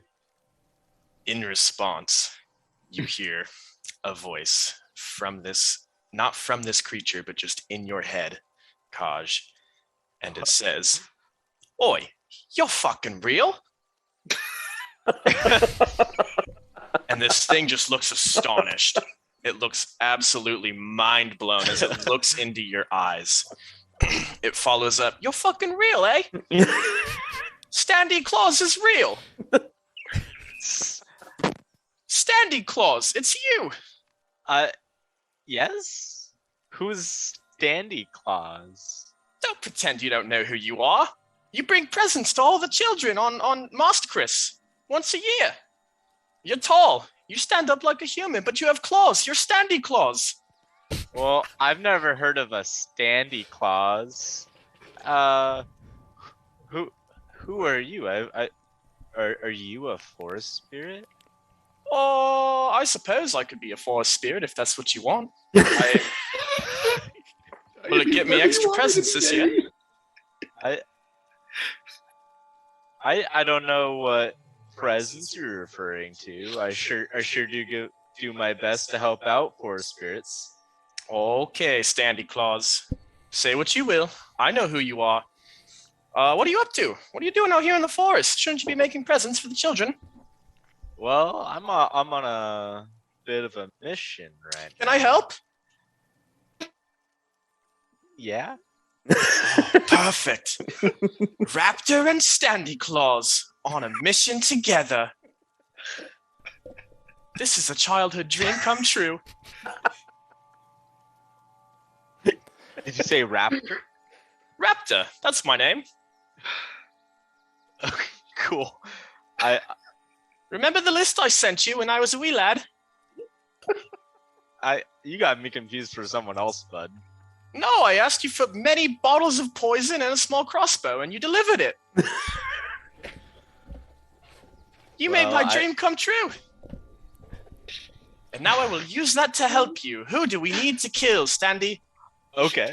So first off, we're not killing. Okay. No poison. Got it. I didn't think I had to say that, but yeah, no poison. Anyways, so I'm on this mission. We are gonna be hijacking a little caravan, doing a little thievery. Oh, that's how you get the presents. Say no more, Mr. Claus. Still don't know what presents you're referring to. That's okay. I know you're undercover. I'll play along. Sure. Anyway, I will be honest. I've eavesdropped on your entire plan. I've been watching for quite some time. I'll sit on your shoulder and I will assist as I can. All right. Unless you don't want me on your shoulder. No, you're Are you sure? fine. Are you sure? Yeah. I know this is pretty close. A lot of people aren't really comfortable with this level of personal space. I know I'm small, but I know it can be weird for some. No, that's okay. You're one with the forest, and the forest is one with me, so that's fine. Oh, I always knew you were a forest lover, Standy. Yes. So some ground rules here. We're not killing. We're Okay. remaining stealthy if we can. I am great at that. I am small. I see that. So you and I are going to go up and hijack this caravan by stealing its goods. Hopefully, using the distraction of my cougar friend and my orc friend. Okie doke. Wonderful. He gives a big old thumbs up and a massive smile, and then kind of crouches back down and holds onto your shoulder. Dope. Gosh, who are you? What's all that noise over there? I feel like I'm hearing something. Oh, I seem to have found I don't know what, but he wants to help. Raptor stands up and waves to the orc. I'm behind a rock. I don't hear or see any of this. Which really kind of waves Lord. back a little confused, like. I was worried for a second there you were just talking to yourself, Kaj, and nothing wrong with that, but just a little concern. Wait, you could hear me, but not him? Well, I guess I could hear you both. I couldn't quite. I wasn't really paying attention. I'm sorry. Very small. That's true. All right. All right. Raptor, go ahead and roll a stealth check. All right. That is going to be a natural 1. It's okay. We've all been there. Just Right. first roll. Don't worry, I'm really good at that. I'm small. Natural 1. All right then. Oh, I love this.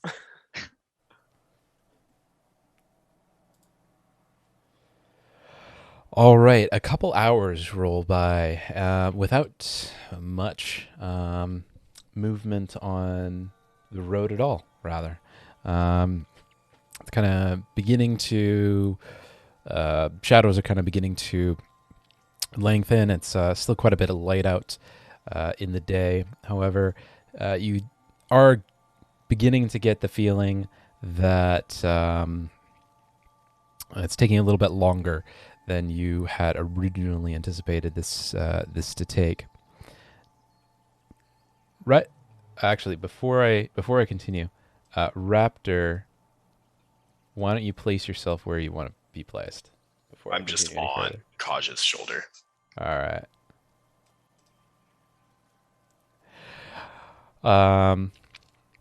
Right about the time when you are kind of beginning to think that maybe you got the time wrong, or maybe he's going the caravan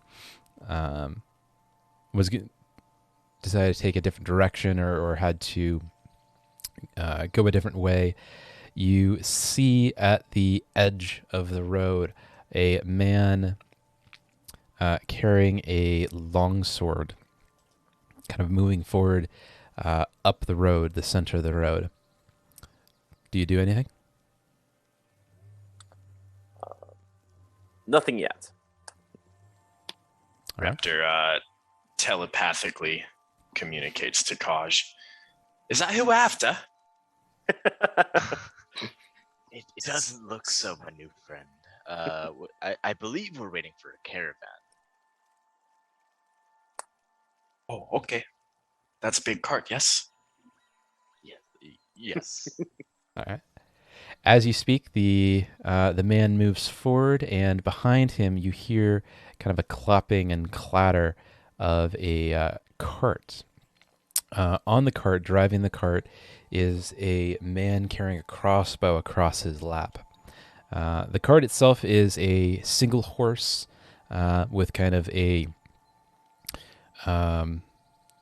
wooden frame and kind of a light roof on top, enough to keep the wind and weather out, but nothing particularly strong. As they kind of move forward, you kind of see them kind of slowly move, and behind you see another man following closely behind with another crossbow. The man up front is about 10 feet in front of the horse, and the man behind is right behind the cart, carrying a crossbow pretty laxly. Everyone roll a perception check.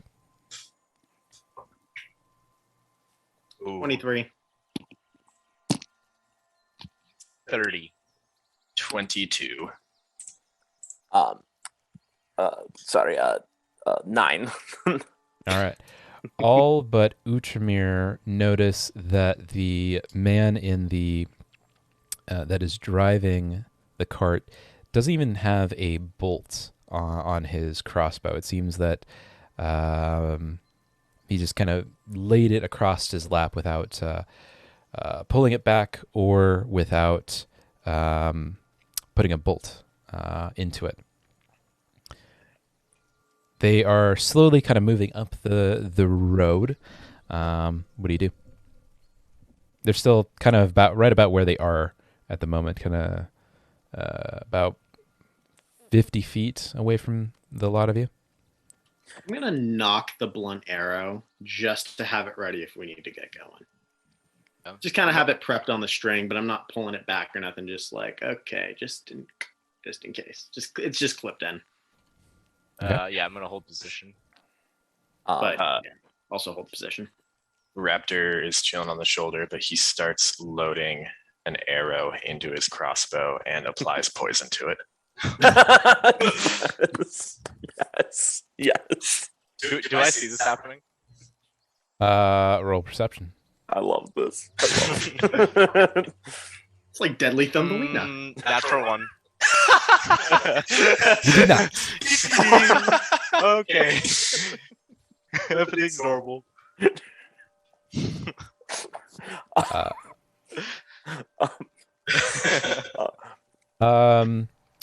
Raptor, roll a crafting check to make sure you don't accidentally poison yourself while that would applying be unfortunate. the poison. That's a 7. You accidentally poison yourself. Guys. Not my first rodeo. Joke's on you. So that poison that you applied, what was the damage on that? It's gonna take a second to find. It is giant centipede venom. Let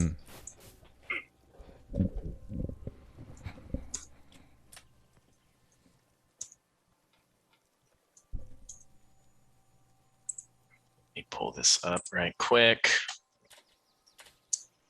I definitely recall buying the best poison I could, so this is not ideal. Matt, okay, saving throw, DC 17 Fortitude. Stage 1 is 1d6 poison damage. Oof. Okay. So you do get a fortitude save, so go ahead and roll your fortitude save. Come on, you can do it. That is going to be 6 plus 8 is 14. Does not cut it. Does not. So 1d6. You take 4 points of damage. Hell yeah, I on do. round 1. You are gonna have to roll another fortitude save to avoid stage 2. Oh no. If you fail, the poison gets worse. Oh no. Perfect. Yeah. Is You also use An hour that. later. You also use that poison that is on the arrow. Now, did I also successfully apply it to the arrow in addition to poisoning myself? You did not. that is worst case scenario. Wasn't even worth. You basically, as you're trying to apply the poison to the arrow, you kind of made a little nick on your hand with your own arrow and poured the poison into your open wound. Raptor audibly this time instead of telepathically goes, "Oi, fuck!" And then he crawls into Kaj's hood because he knows that if he passes out, that's a good place to pass out at. Okay. What is going on back there? This is a weird motherfucker. I nicked myself, Mr. Claus. Okay. The name's Kaj. But sorry to hear that. Okay, I'll play along then. All right. So, as you are poisoning yourself, the caravan moves up about 15 feet. And what is everyone doing? Hold up fast. Just waiting for the signal. I'm going to now audibly start calling to Puma. Puma, come on. We don't have all day for you to wait to cross the road. Come on. Nice. All right. Roll. She understands that. Roll a stealth check for Puma because now she's moving. Okay. That is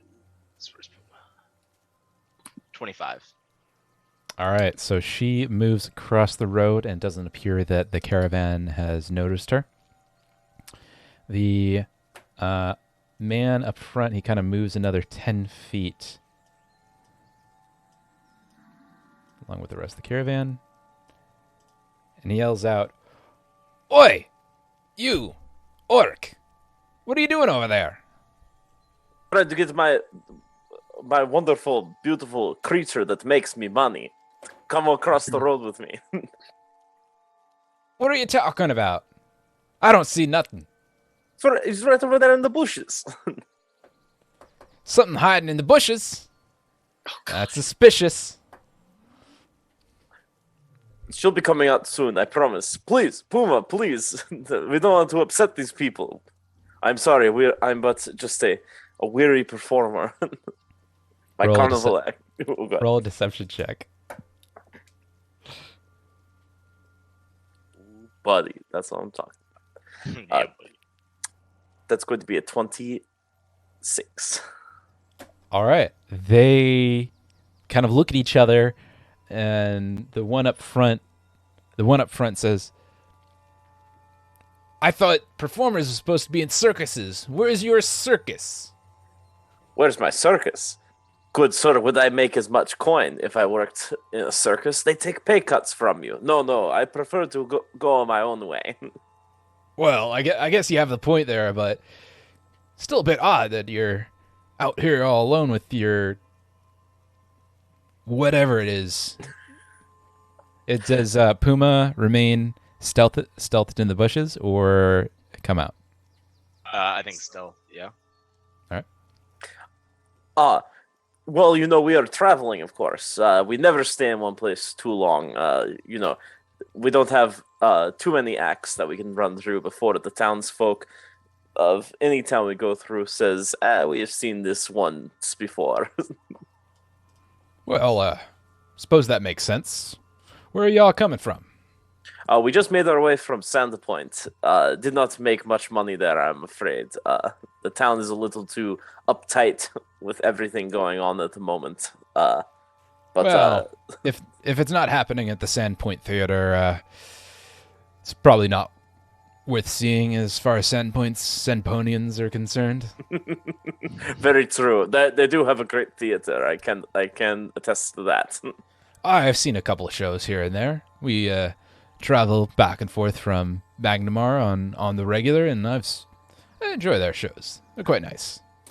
I've never been to Magnamar myself. Maybe one day, myself and if this darn animal would come out, maybe we could actually go to Magnamar and make some coin. I would love to visit. Well, Magnamar, it has its pros and it has its cons. Big city life, all that. But me personally, I prefer the small town lifestyle myself. Or, better yet, the travel. Get to see interesting people, talk to odd ones on the road. I would consider I would consider myself an odd one, no doubt. If you gentlemen would want to, you can pass. I don't know when she's going to come out of the bush. She can be very finicky sometimes. Well, roll a diplomacy check.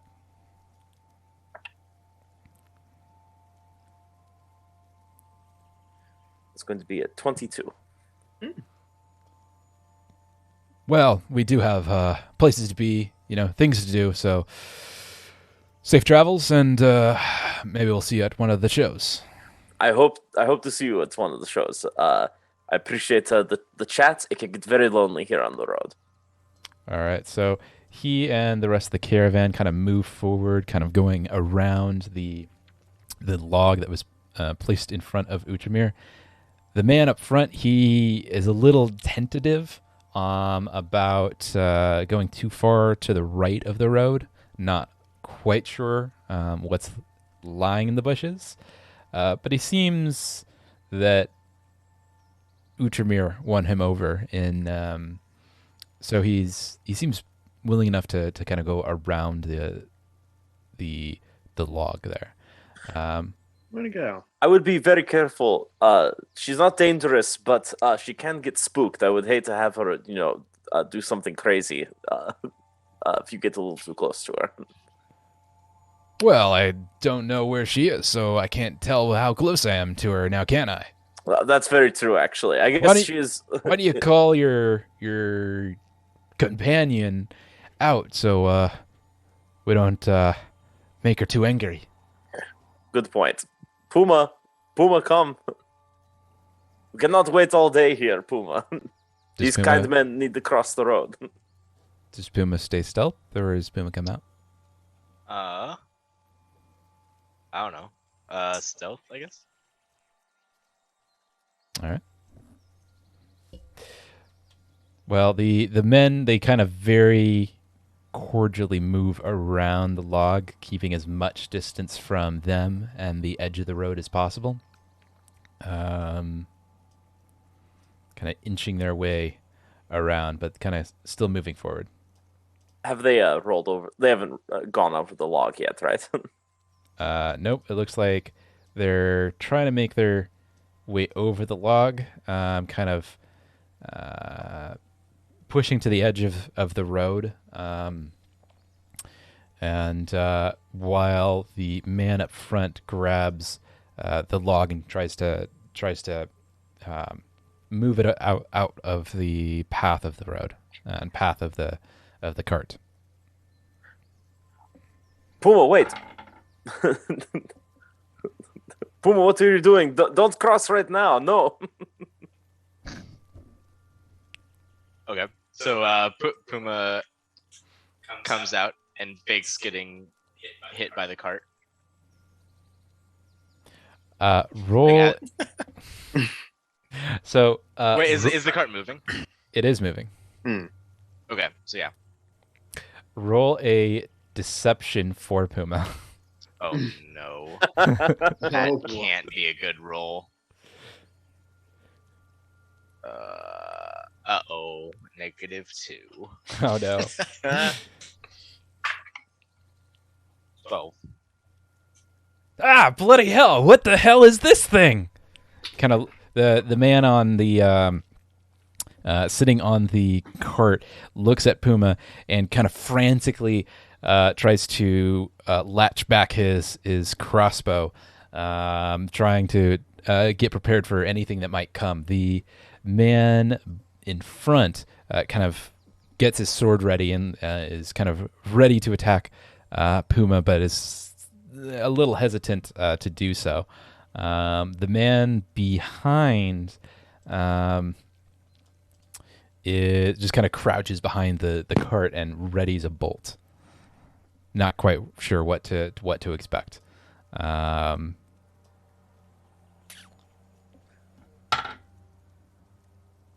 All right, everyone, roll initiative.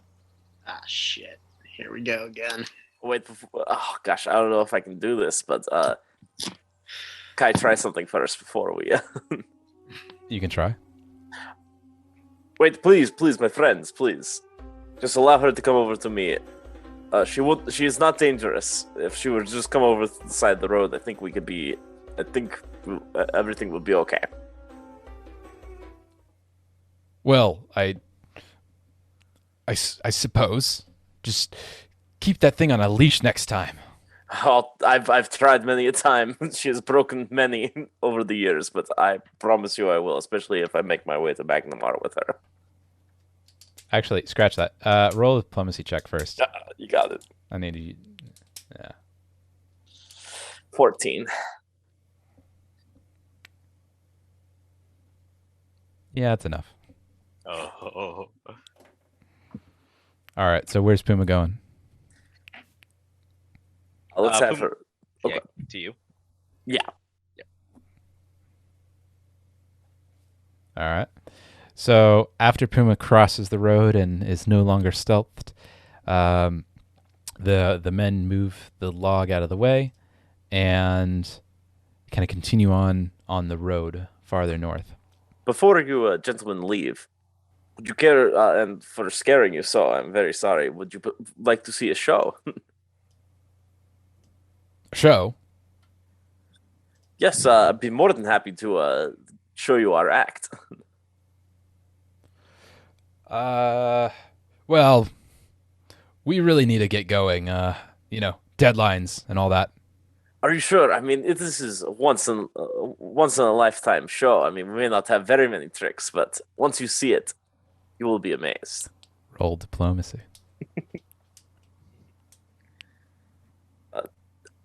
22. Well, real quick. Real quick. We like to call this one the sorry.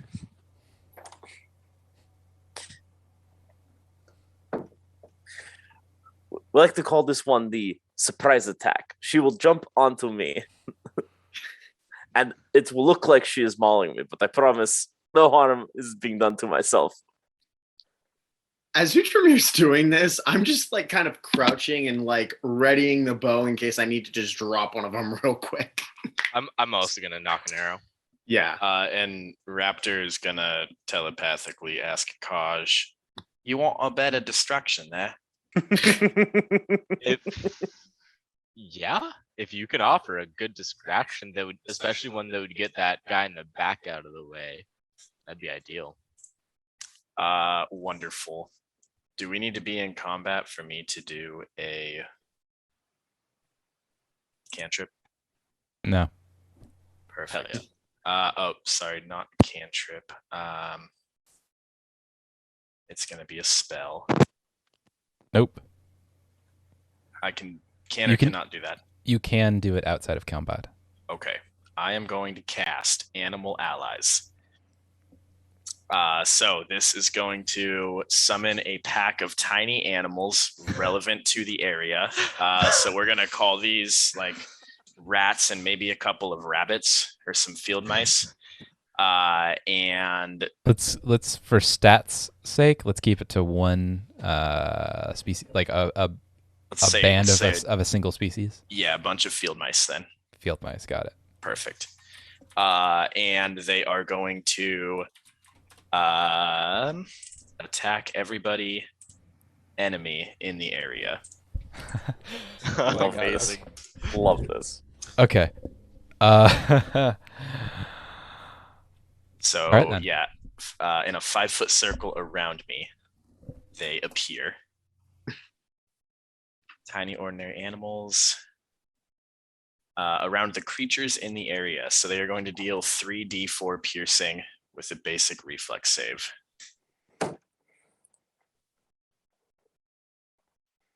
Amazing. All right. 3d4. 3d4, yep. What's the attack on those guys? On The mice. it's just 3d4 regardless of the creature type. There's no attack modifier?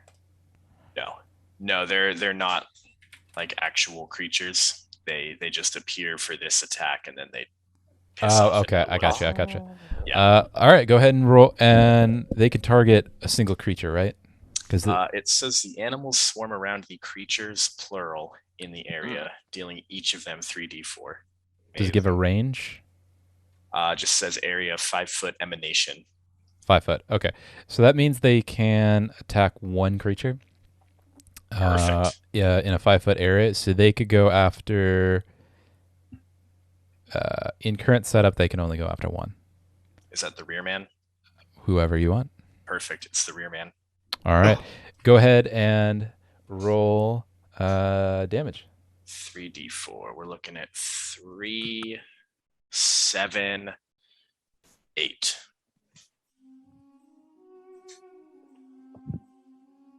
3, 7, and 8. 8 total. Oh, 8. 8 total. Yep. All right. A swarm of field mice erupt from Kaj's hood and make a beeline for the man behind the cart. What the hell is that? You can hear a pitter-patter, pitter-patter, pitter-patter, pitter-patter as they run over the dried ground, making their way towards their target. And as you hear that, the man turns to his left and says, "Oh my God! It's so many mice!" And he is just awash with these a furry wave of creatures, and these little things, they're just nipping at him. It's a death by 1,000 paper cuts. Oh. And he actually, let's see.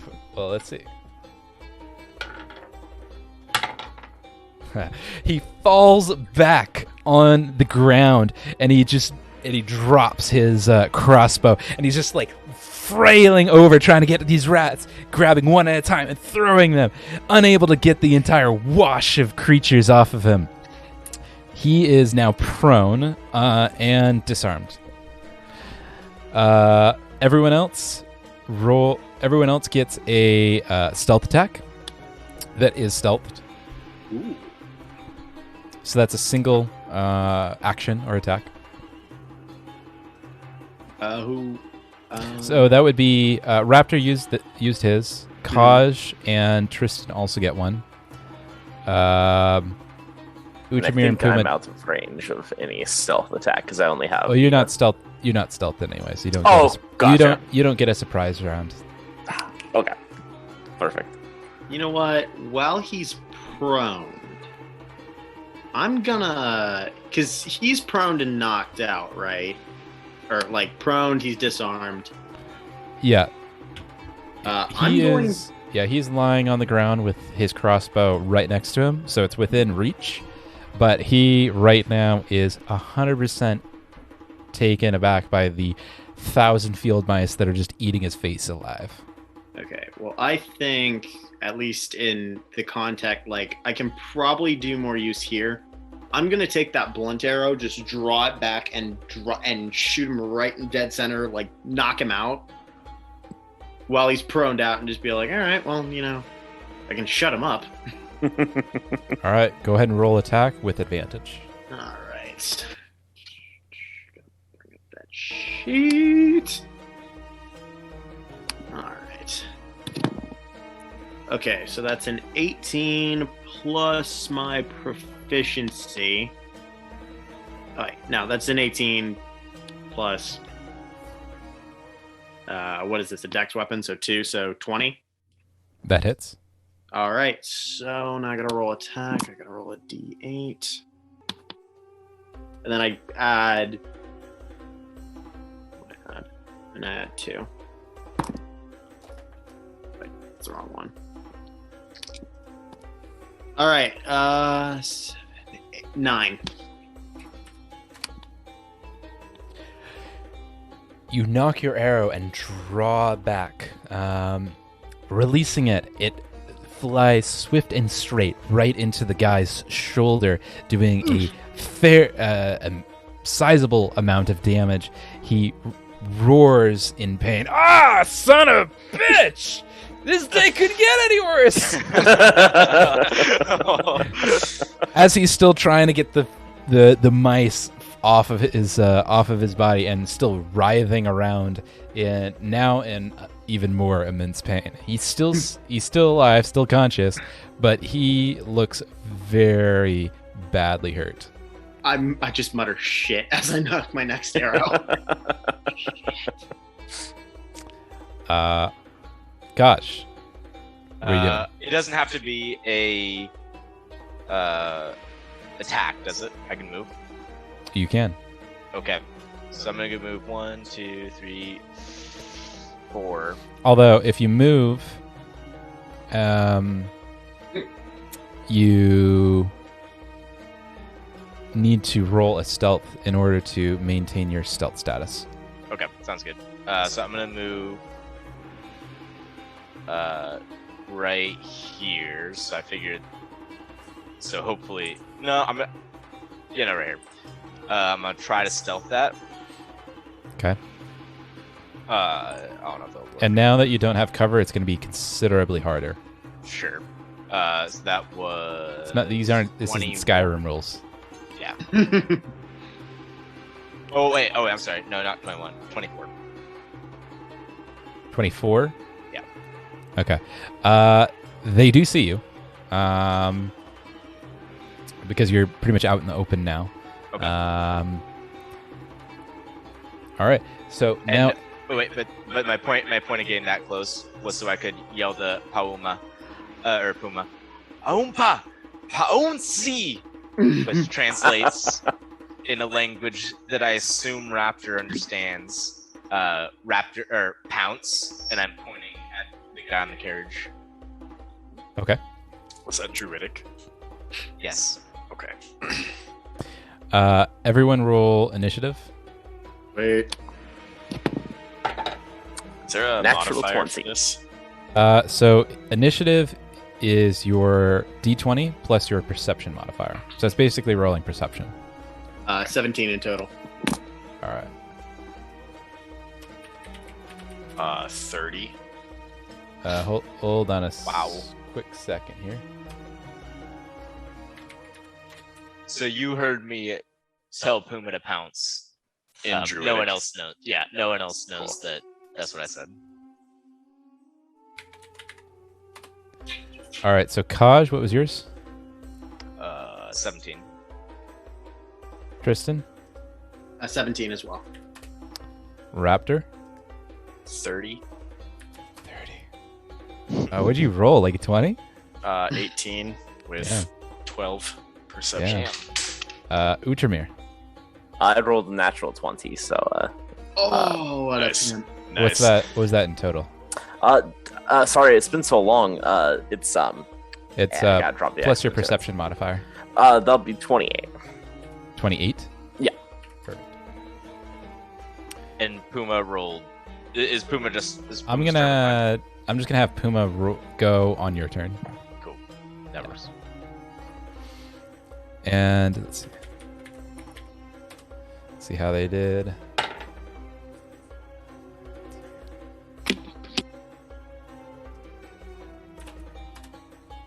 All right, so they didn't do so hot.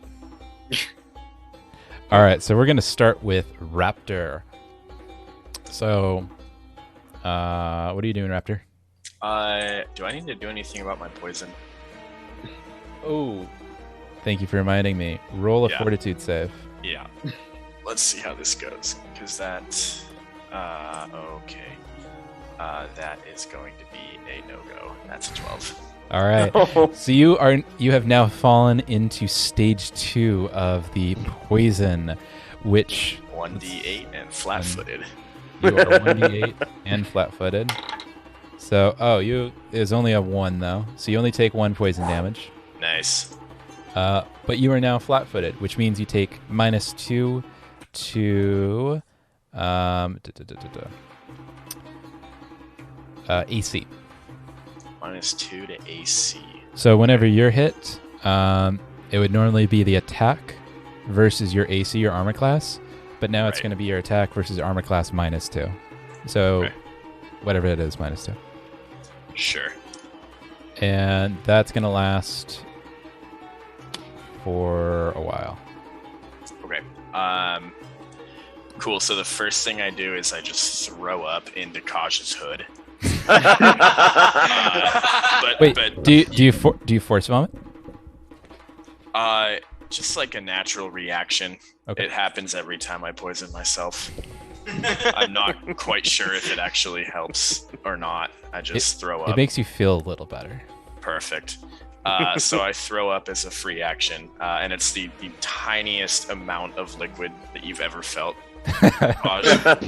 Just like on the back of your neck, like a little dribble of rainbow-colored vomit. Why is that worse? And then Word dribble, that's why. yeah. And then Raptor will kind of poke his head out, and we're nice and close to the cart driver, right? Yep. Cool. You're about 10 feet from the cart driver. Okay. Kaj is in your way, but you're pretty tiny. If I'm on his shoulder, though, or like Oh, you're still in his shoulder. Yeah. You're like 5 riding in feet. his hood.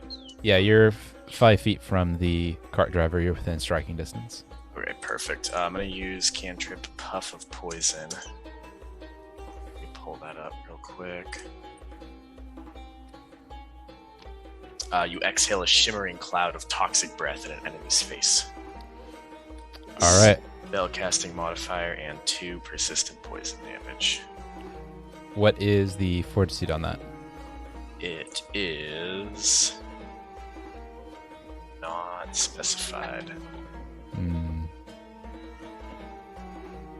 Puff of poison? Yeah, Puff of Poison.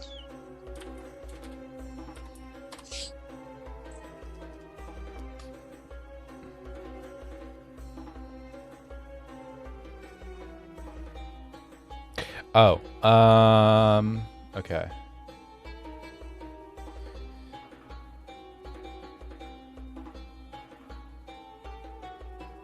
Oh yeah, critical success, success, failure, critical failure determines the outcome. Right. So roll a d20 and then add your spell modifier, which is That's spell attack roll. Yep. Cool. That will be 15 total. 15. So he has to. So kind of how it works is, he has to roll against that. So that's the fortitude save. Gotcha. And what was that number again? 15. He succeeds the fortitude. So he does not.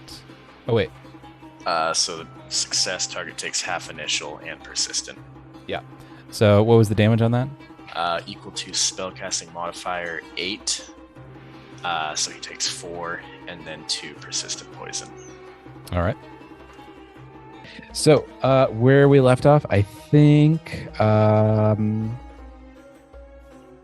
Raptor, you were going on to your second attack.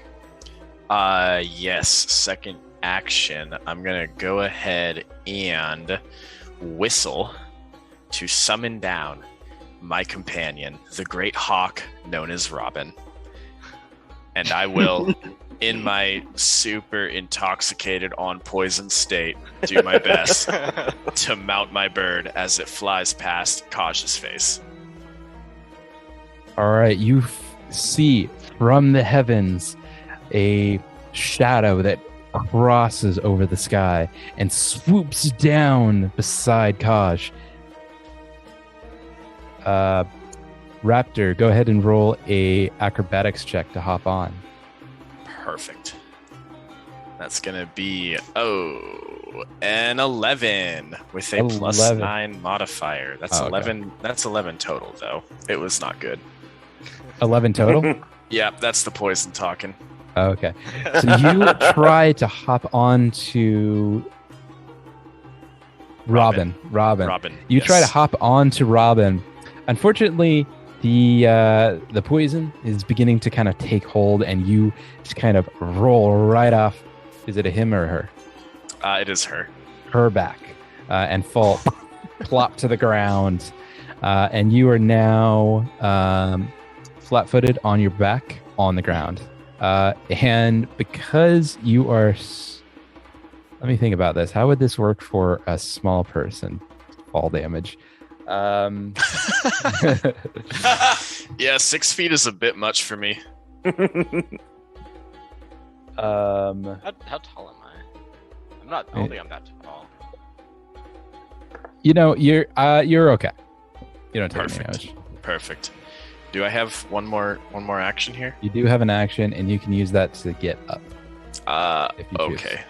Can I, from the prone position, just attempt to grab onto Kaj's shoe? You can try. Perfect. Roll a athletics check. I'm not wearing shoes, by the way. You'd have to grab my fur. Grab your fur. Perfect. That's a 10. All right, you kind of grab onto a riff of fur, but it's a pretty loose. I am What? wearing a cloak. Okay, it's pretty loose grip, and you don't really have too much to steady yourself as you get up. And in fact, you're still on the ground because it was such a poor grasp, and it's kind of like you were grabbing onto it and you was expecting a lot more resistance, but you didn't get that resistance, and you kind of fall back again. Perfect. I Yes. throw up again and end my turn. All right. That brings us to Utramir. All right, let's see. I'm going to move. Boom. Does he get an attack of opportunity or? Where did you move from? From here to here. He does not get a attack of opportunity. All right, I'm going to, with both hands, try and knock him out with one blow to the head with my bow staff. All right, go ahead and roll an attack with that bow staff. Do you have those? Did you get those stats on the bow staff? Yeah, I pulled it up from the court rule book. Let's see. 27. That hits. Go ahead and roll damage. All right, let's see. It's a D8. We talking an 8, baby. All right. You whack, hit him in the back of the head, and it looks like you can already see a lump beginning to form. And he just says, "Son of a bitch, that hurt." He is very angry, but still conscious. Hit him again. Yep, one more time, right to the head. So pop, pop. Roll attack. This is going to be a 21. That hits. Give him the whack. 3. Gosh darn it! Same exact spot.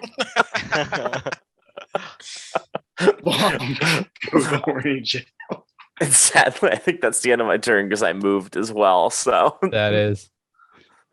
That brings us to Tristan. All right. Since I'm pretty sure I can't just spam this, I'm just gonna move out of the rock, like just step out of cover real quick. And then I'm going to use my long jump and then just elbow drop homeboy who dropped his crossbow. Like I'm gonna long jump and then just come down and just knock this fool out. All right. Go ahead and roll a athletics check. All right. Or acrobatics check. Acrobatics check? I think those two are one and the same, but let's check our stats. All right, what bonus we got to this one? Acrobatics. That's a 6 instead of a 9, but I can fuck with a 6. Especially when it's a 19. That's a 25. All right. Go ahead and you're just kind of cleaving in with your elbow. I'm just coming in and I'm dropping, and for this first bit, I'm just dropping that elbow right on his head. All right. Go ahead and roll a attack. Yeah.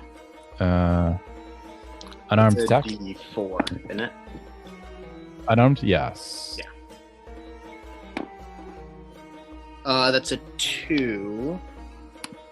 And then I think I have proficiency in unarmed fighting. Yeah. Oh, unarmed attack is still a D20.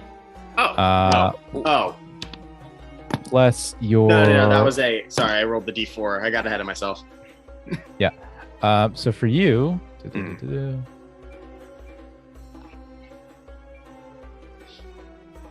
See, are you proficient in unarmed attacks? Yes. Okay. It's way at the bottom. So that would be D20 plus your proficiency modifier plus 3 strength. Your proficiency modifier is 5. So that'd be at 8. 7. Oh, I haven't. You have 3 strength. Oh, I have 3 strength. So I'm adding 8 to whatever I roll. That's an 8 plus a 13. 8, 13. That hits. Ooh. Now I roll the D4. All right. Yep. Now you roll the D4. Now I roll the D4. All right. That's a 3. And then am I adding my strength and my proof to that too? Yes. Okay. Your strength. Okay. My strength is a 3, so that's 6. All right, you cleave your elbow into this guy's nose, bloodying it, and he falls back unconscious. Okay, we're good. He's bleeding out from his nose, however. Oh, he's bleeding out from his nose? It's very proficient. Prolific. Super effective. Nosebleed. Well, luckily I've got 2 more actions, so I'm just gonna grab a bunch of rip a bunch of the cloth off like his jerkin and just shove it right up his nose. All right, that is gonna take the remaining 2 actions. Fine. All right, that brings us to Kaj. Who did you just knock out? The dude to the rear. Just Okay. yeeted myself and he's down. Did he effectively stop Did he effectively stop bleeding? Bleeding? Yeah, Okay. more or less. Okay, so this dude's not gonna die. No, he wasn't bleeding out so much that he was actively dying. Just a lot. He might have suffocated in his own blood, but he was okay. He's doing all right. I was like, wait, Okay. if he wasn't gonna die, I fucking patching him up, and then you're like, no, he's suffocating on his own blood. I was like, okay, you know what? We did the right thing. Dope. There's enough red in my So, ledger. As per my original my command before, Puma's gonna go ahead and do the pounce with the aim of knocking the dude off the cart. Okay. Go ahead and roll that attack. Or the pounce. That is, yeah, that's an attack roll. It should be. Yeah. Oh, I don't know.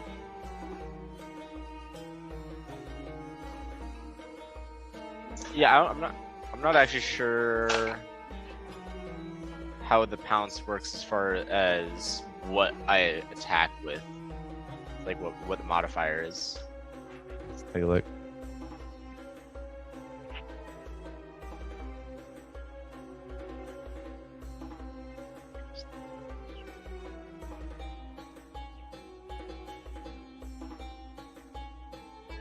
So that would just be a regular attack. Of like claws or Yeah. or jaws? Yeah, just be a regular, or it would act as a regular attack. Okay. Cool. I'm gonna assume she's just using her jaws, or not jaws but claws. So that's an attack at 10. Ooh. And then you also get. Wait.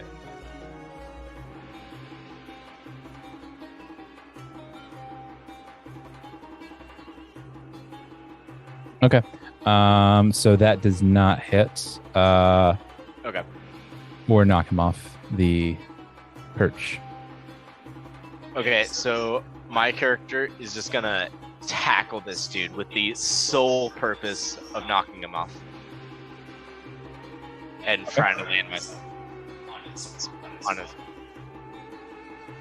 All right. Go ahead and roll a athletics check. If you fuck this up, then you step on me. 14. All right.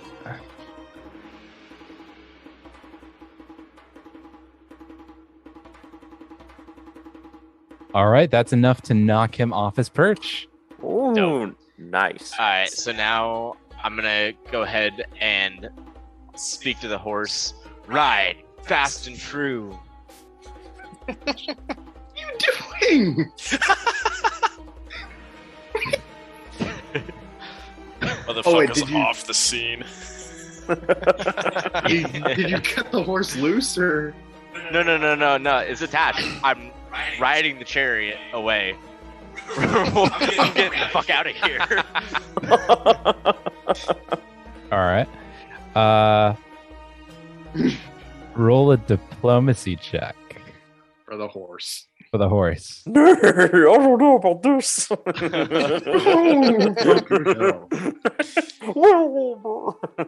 19. It seems very willing to get the heck out of Dodge. Yes. Hell yeah.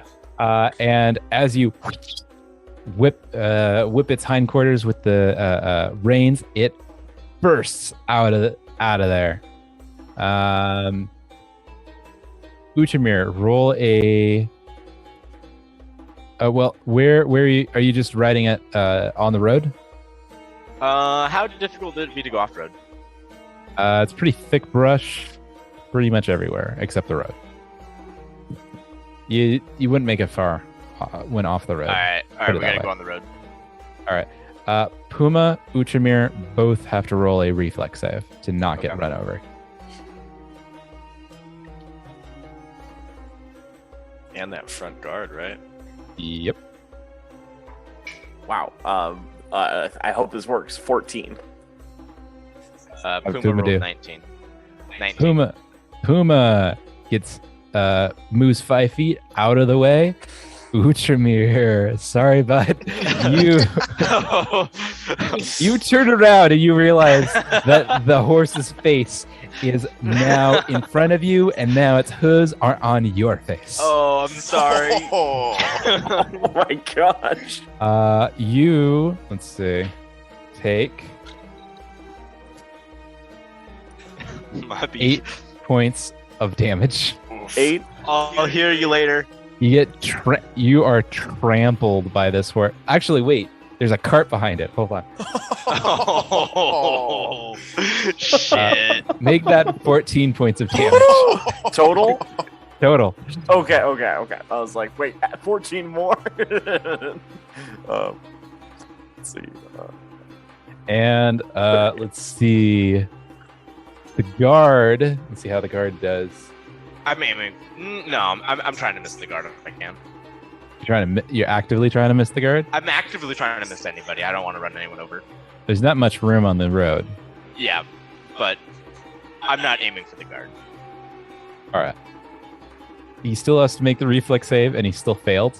So, Oh, shit. let's see Sorry, how he dude. Your does. concussion's about to get a lot worse.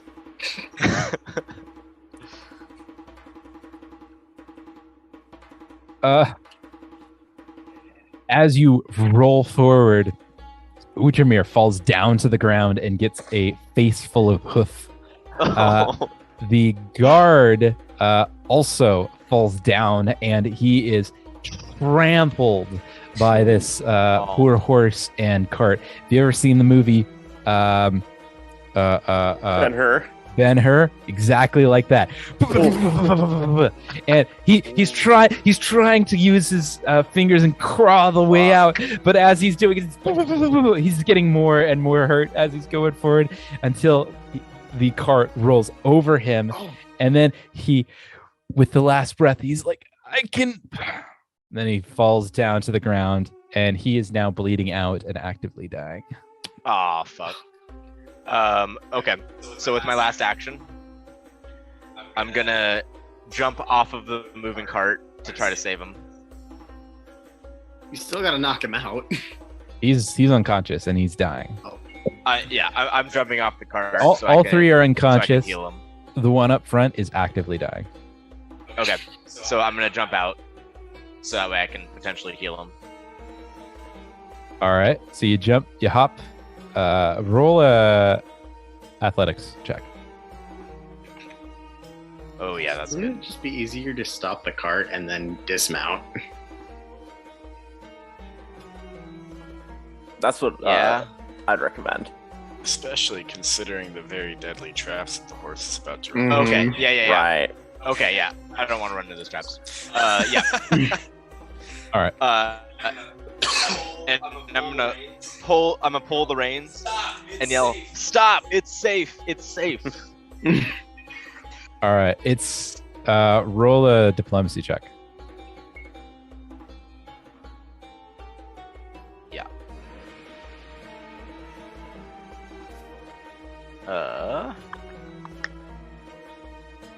25. 24. All right. You seem to calm the horse enough where it's no longer trying to get the heck out of Dodge. Yeah, but that's going to eat up the rest of your turn. Okay. It would be so now that all three guards are unconscious, that's going to be the end of combat. The guard that was farthest to the northeast, he is still actively bleeding out. So you're going to want to attend to that if you want him to live. I'm unaware that the guard's bleeding out. I mean, I assume I did see him just get crushed up, and I'm like, ooh. Yeah, you all saw him very, very devastatingly get mauled by that horse. I don't know if I did, trampled. because I think I just got fucking trampled too. Tristan just unstrings his bow and like puts all his shit away and just looks at it and just like picks up the crossbow and like holds it towards him like, do you want me to put him out of his misery or? No, I can save him. Okay. Okay. Okay, good. Let's just try. We must save him. All right. Oh, are we not? we're not doing combat anymore, so I can Nope, no more combat. Okay, so I'm gonna go ahead and do my best to save him. Okay. So using a bandage of lesser healing. Cool.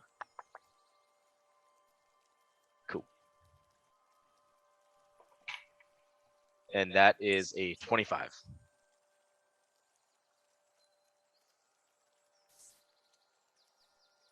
Lesser healing? Yep, that'll do it. Dope. Roll 1d8 to see how much HP he recovers. Gonna hit him with the crossbow if he wakes up.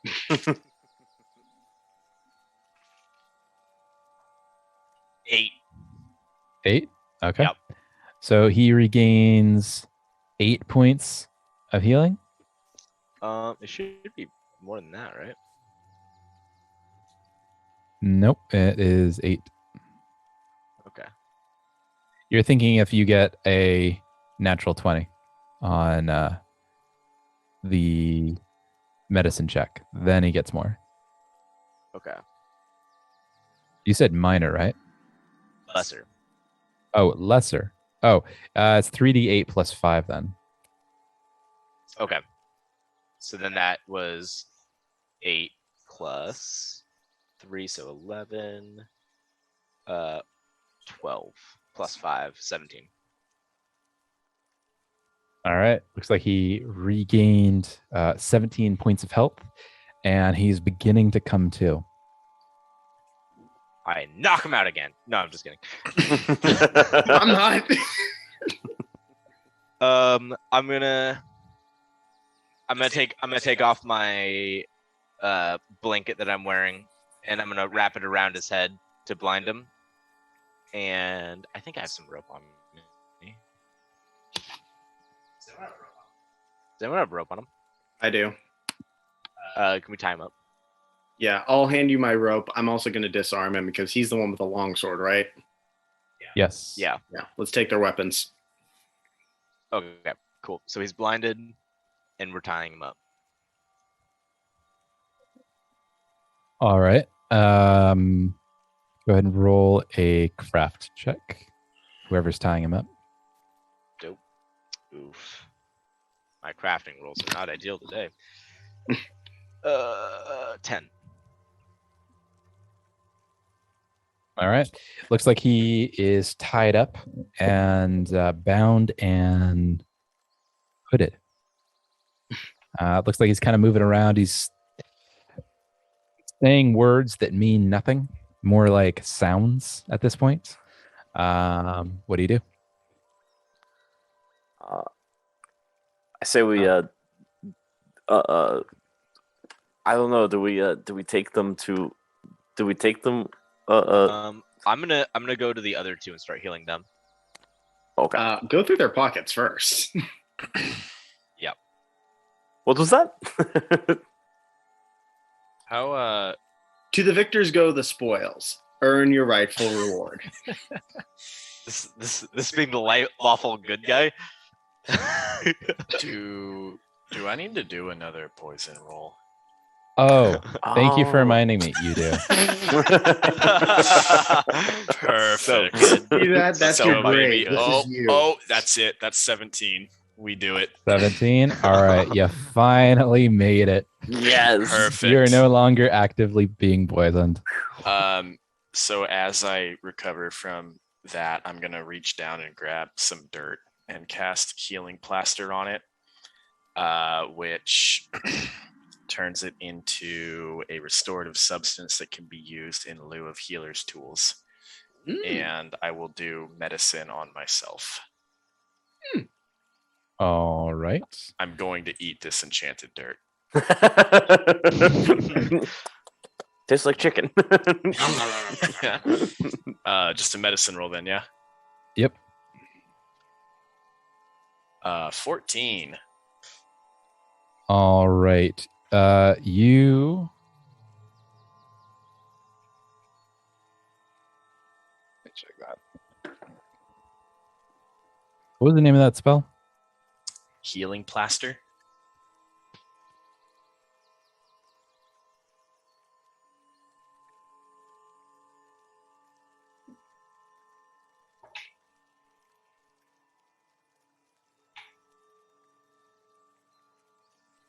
Oh, okay, I gotcha.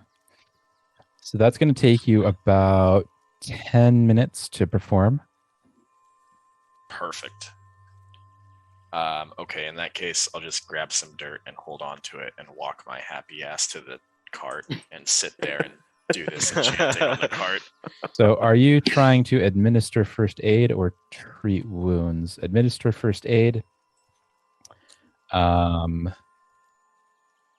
no, you're trying to treat wounds. Wounds to my ego, primarily. All right, so 14 is not going to be enough to heal. Though you now have a very delightful taste of dirt in your mouth. Perfect. And I'm on the cart, and Robin is going to join me there. All right, what's everyone else doing? I'm just gonna. Well, I disarmed the dude who's hooded, right? Yes. Let's have a rummage through his pocket, see if he's got anything useful on him. All right.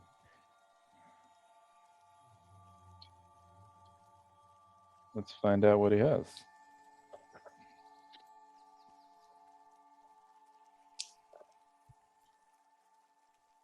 A picture of his wife and kids. All right, you find on his person a it's a longsword, regular old longsword, a club,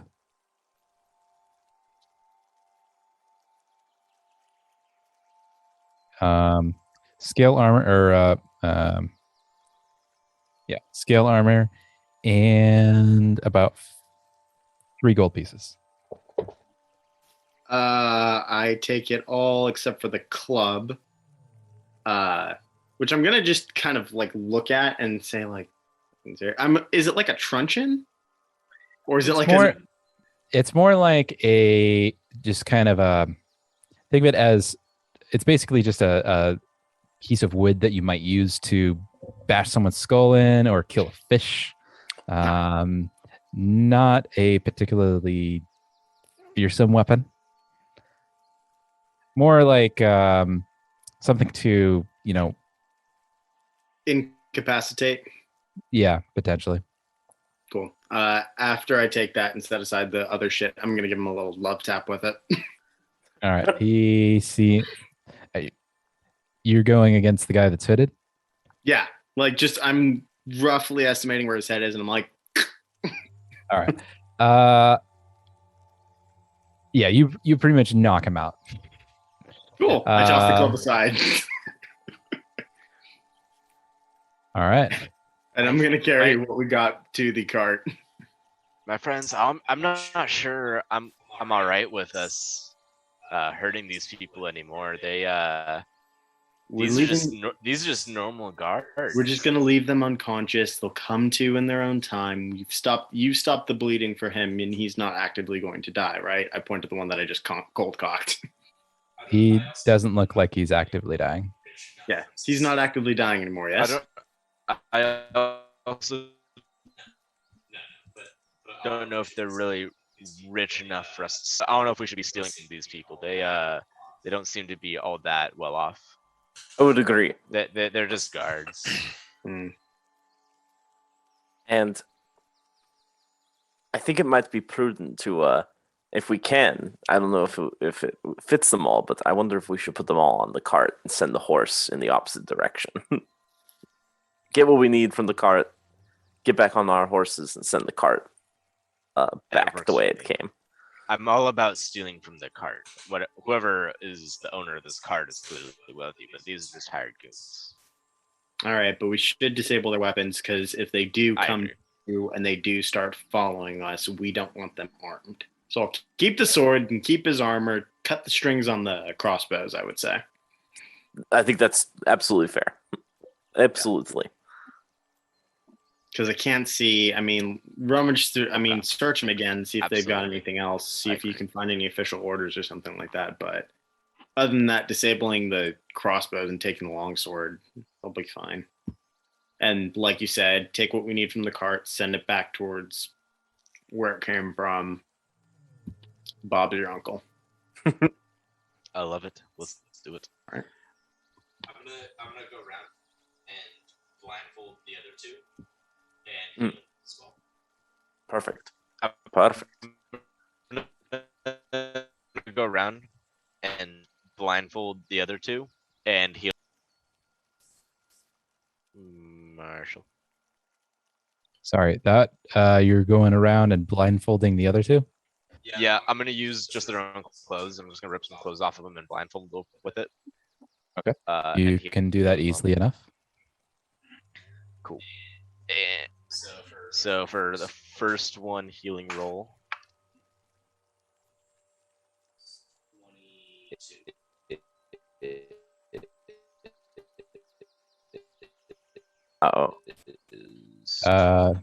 Your audio's 22. going. Uh-oh. Yeah, he's No. been cutting for me. You're fine though, Marshall. I can hear you all right. All right. Weird. Gosh, can you hear us? Okay. Okay. Yeah, I can hear y'all. We'll see if we can keep on going through. What was that first roll? 22. All right. And you're doing a bandage of lesser healing? Yeah. All right. That does the trick. 3d8 Wait, plus he's 5. healing him? Oh. So 16 plus 5, 21. All right. Looks like that guy is healed up and still unconscious. Yeah, I guess it's a good Next idea to heal, guy. right? Yeah, these guys are really innocent. I feel bad for what we did to them. Next roll is 21. That does the trick. 5 and 2 and 7, 14, 19. All right. He is also healed back to still unconscious, but healed back to a reasonable degree. Dope. I'm happy. All right. What else are you guys doing? Like I said, I'll sabotage the 2 crossbows by cutting the strings and then just pat them down, see if there are any official orders or anything that can give us any more information. Because we're not picking their pockets. Right. Looks like you do in fact find a letter. Looks like it's a order or a delivery order Mm-hmm. to the general store.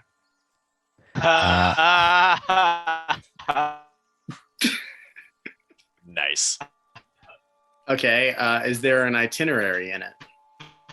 The only itinerary that is there is to deliver goods on the cart from Magnamar to the Sandpoint General Store at or before the end, at or before sunset on the current day. Well, these guys are getting their shipment there on time.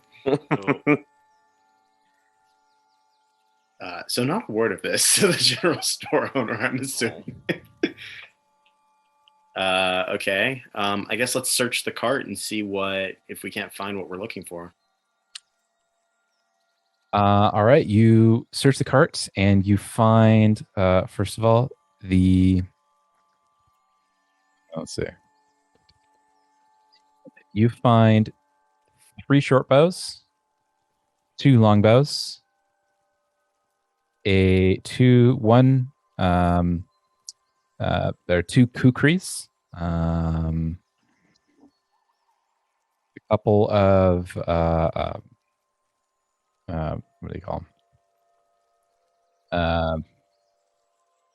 Let's see, 2 long swords and a short sword, some kind of miscellaneous farming equipment, and the farming equipment itself is worth about 10 gold pieces. you find a strong box and a wax-sealed box. Definitely take those 2 boxes. Is there anything special in the inventory? Like, or is this all just kind of like when we went to the general store and we're like, I mean, it's par for the course. Seems like it's mostly general goods. Predominantly, you find kind of farming and agriculture equipment along with some miscellaneous weapons.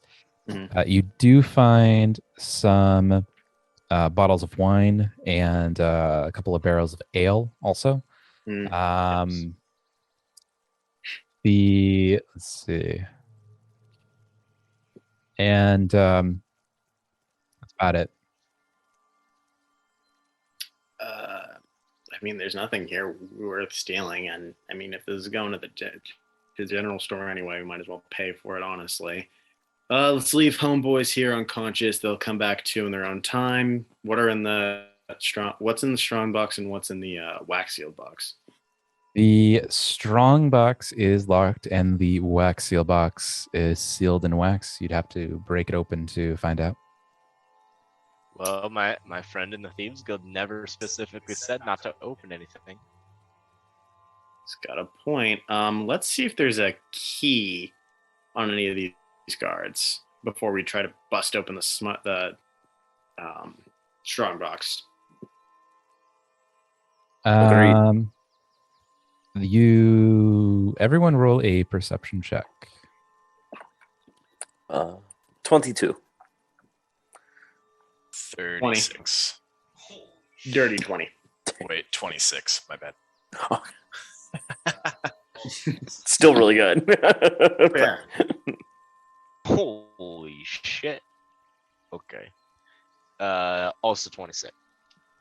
All right. After kind of going through the cart a little bit more, you find a key underneath the front seat of the cart that seems to fit the strongbox.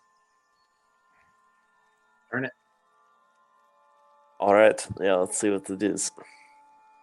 All right. Inside the strongbox, you find 150 gold pieces and 200 silver pieces. I dare not take any of this. I don't know if this is what they were looking for, or do you think? Well, it's either the Thieves Guild man was either after this or whatever's in the wax seal. What do y'all think? Do you think we should open the wax seal? I never specifically said that I wouldn't. However, it may damper my bargaining ability. Leave Yeah, it sealed. You'll probably find out.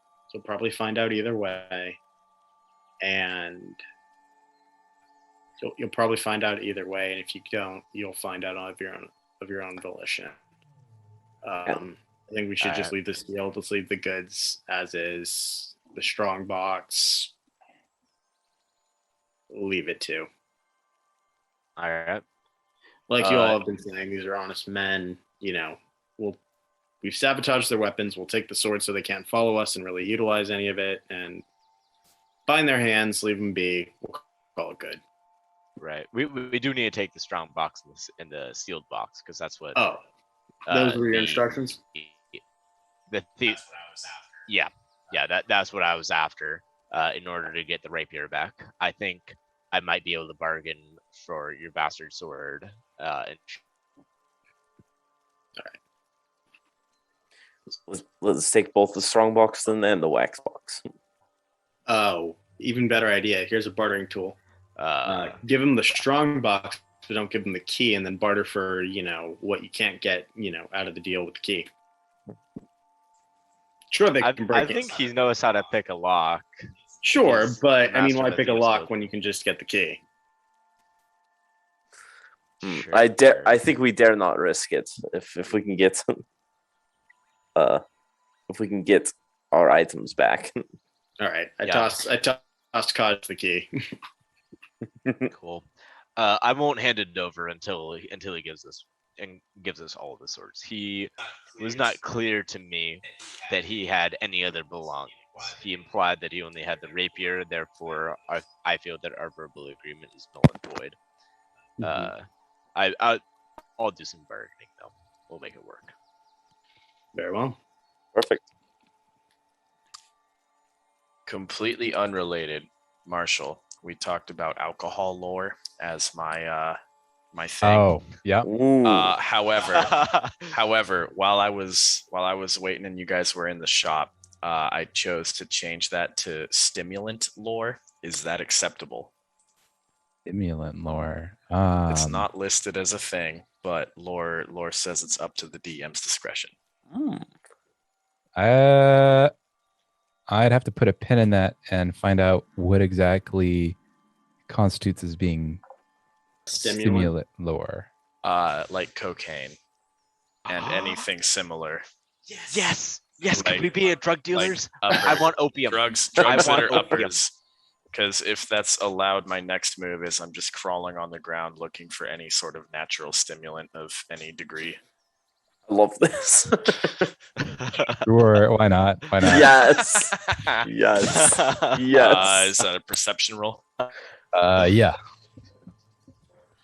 That is a 24. And you're looking for okay. Literally anything that's a stimulant. Raptor has a problem. It's the only way to counteract all the poison. Let's see.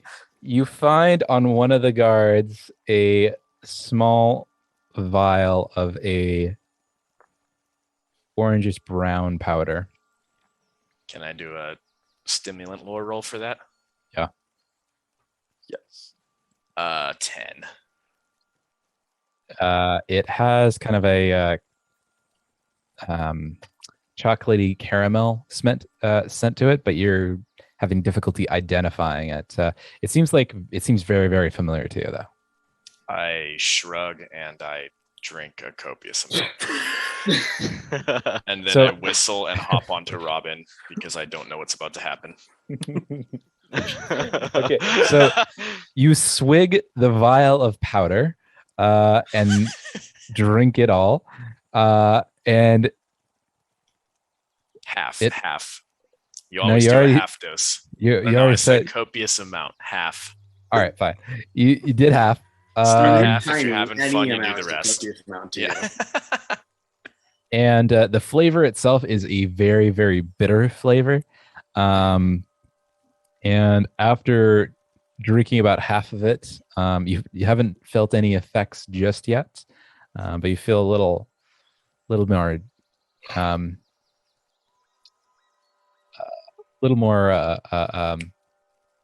get up in your step. Perfect. I hop on Robin and we take to the skies and just kind of circle around the crew. All right. What's everyone else doing?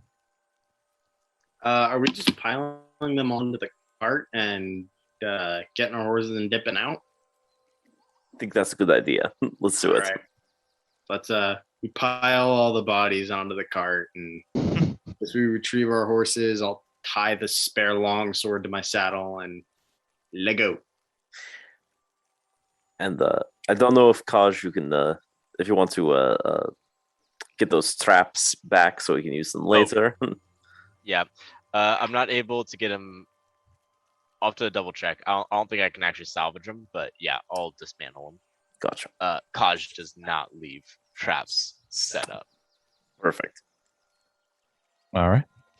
By the way, I don't think you formally introduced us to Yeah, what is our that? friend.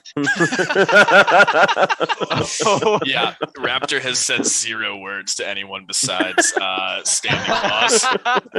Yeah, what the hell is that? Why is it flying around? Why did it just pull something out of the downed guard, drink it, and then fuck off? You know pretty much as much as I do. This all I know is this dude's a weird motherfucker. He thinks I'm something called standing claws. I presume because I stand and I have claws, and he thinks that I give gifts. Well, that's racist. I don't know. I tried to, yeah. I tried to convince him otherwise. He wasn't having it. He agreed to call me Kaj. Also, he seemed to talk to me without speaking somehow. I don't quite understand. I just heard a voice, but he wasn't talking. Very odd. Interesting. Very interesting.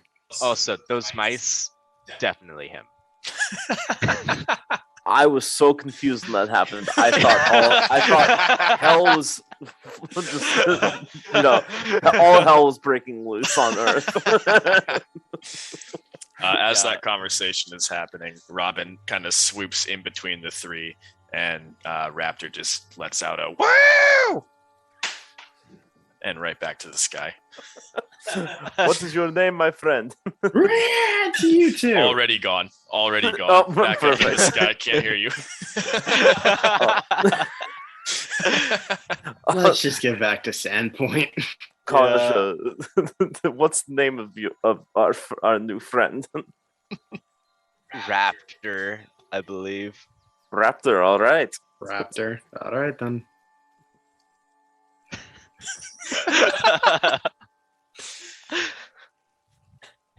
Sorry, just as you were saying, shall we? Let's just get back to Sandpoint. Yeah. I need a drink. And I'm gonna go put these swords back in the house. Just start an armory. Fuck it. Oh yeah.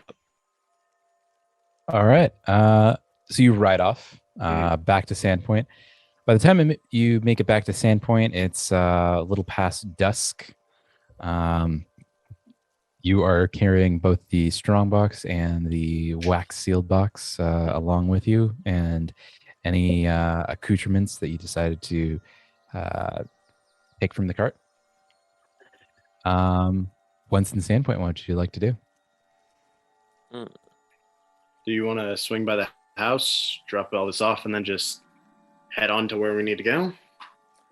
I wonder, do you think we should make the deal now? Or should we hold off? I don't see any reason to wait. Same. Let's go. Let's unload, our gear and head on out and get right in front of this. Perfect. It is my recommendation that I go in alone.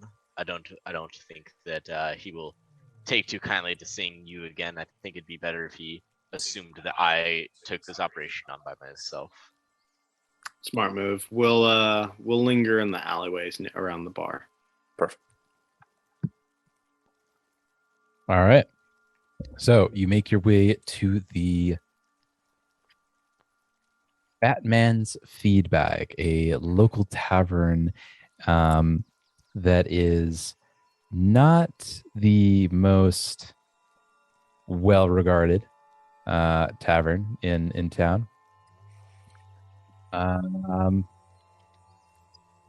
Out front, you see kind of a sign of a rather fat man eating a very large drumstick.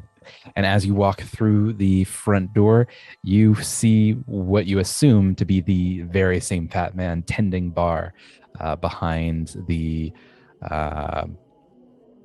attending to various patrons at the bar. The man himself, balding and aged, very, very large in stature and in girth. If you had to guess, underneath his very large mutton chops, you would probably say he had at least 2 chins, perhaps even 3. And he seems to be just pouring drinks for the people at the bar at the moment. Could I, before Kaj walks in there, I would like to attempt to stow away on him without his knowledge. Amazing. Roll a stealth check and roll a stealth check. That is going to be 15 plus 11, 26. That's enough. Wow. Hell yeah. Amazing.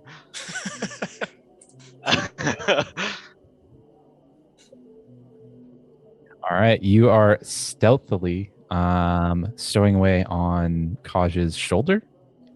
I do have a backpack. Yeah, I'm just chilling somewhere on the backpack then. In the backpack. Okay. That works. All right. As you walk through the door, you see most of the people kind of turn your way and kind of a lot of them have a kind of an eye on you as you kind of walk through the bar. Looks like Jubriel is at the corner where you last saw him, enjoying a drink with his feet propped up on a low standing table.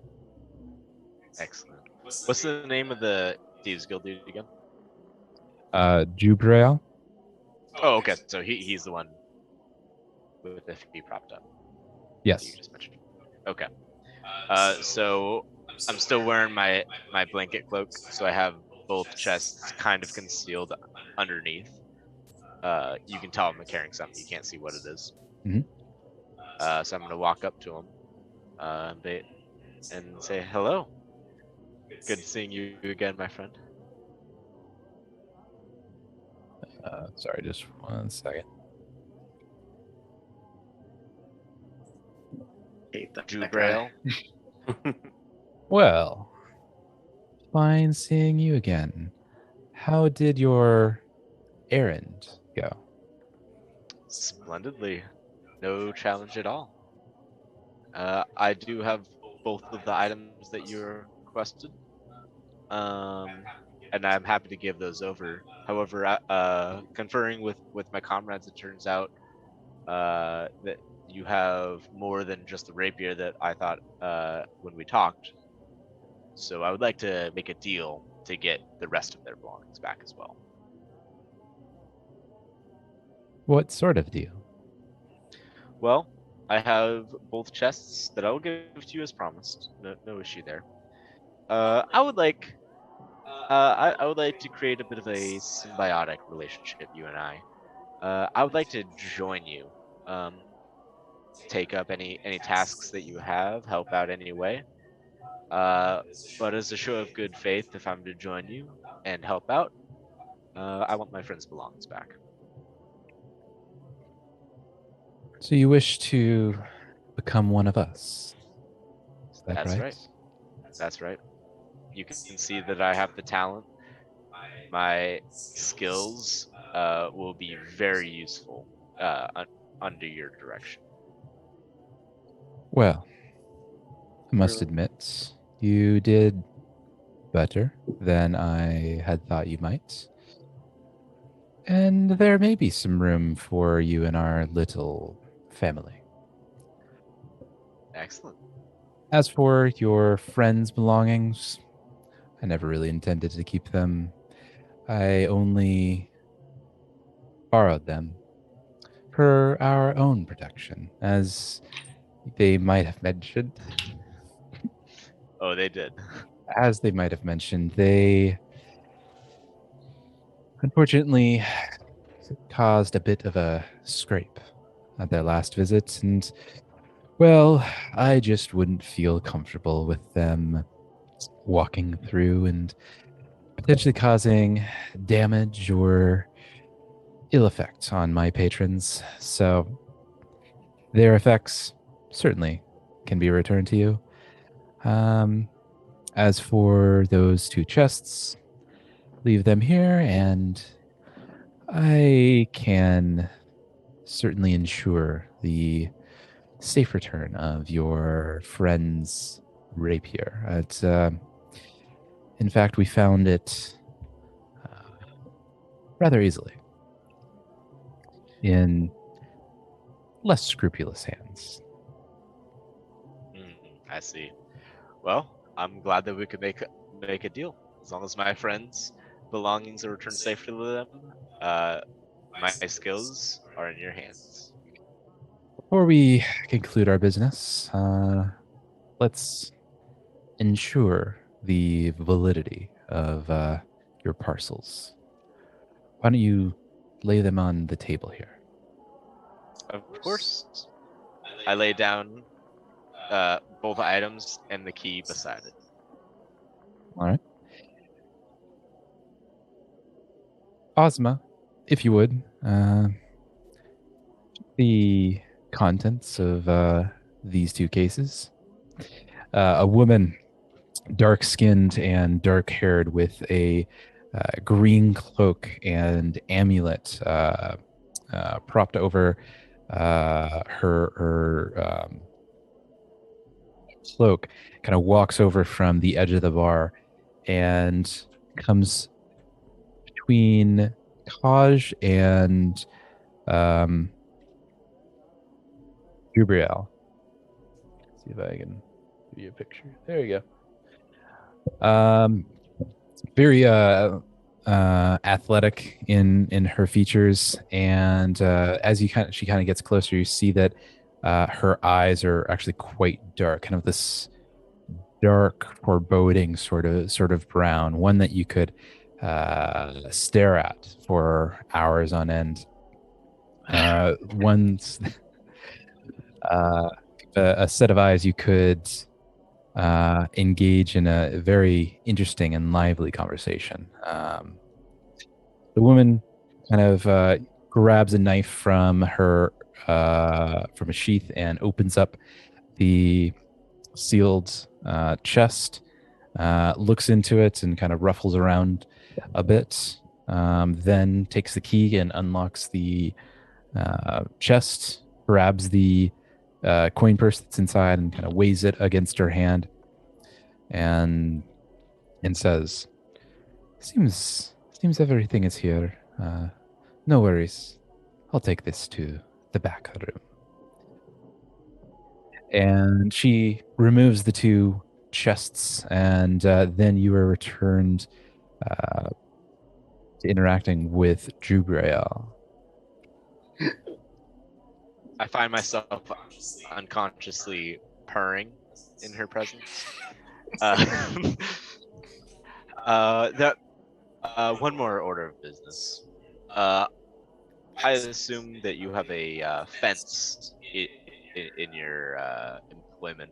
At some point, I'd like to be introduced to them. I have a single item I would like to sell. There'll be more where that came from. You say a fence? Yeah, like the people that sell stolen goods. Well, such a exchange would not strictly be lawful, but again, there are various types of people around this town. Maybe introductions could be made. That would be wonderful. Well, you've held up your end of the bargain. I would be remiss if I didn't hold up my end of the bargain. As you might know, a well-respected businessman is only as good as his reputation. So, the rapier that your friend so errantly misplaced will be found.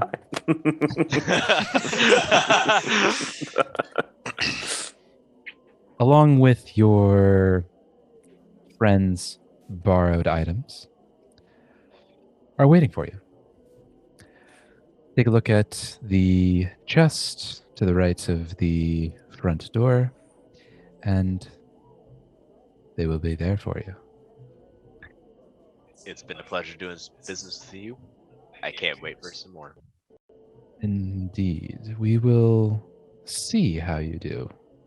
You have certainly proven yourself intriguing, to say the least. Though a family member, you have not become yet, but there's room to grow. Fair enough.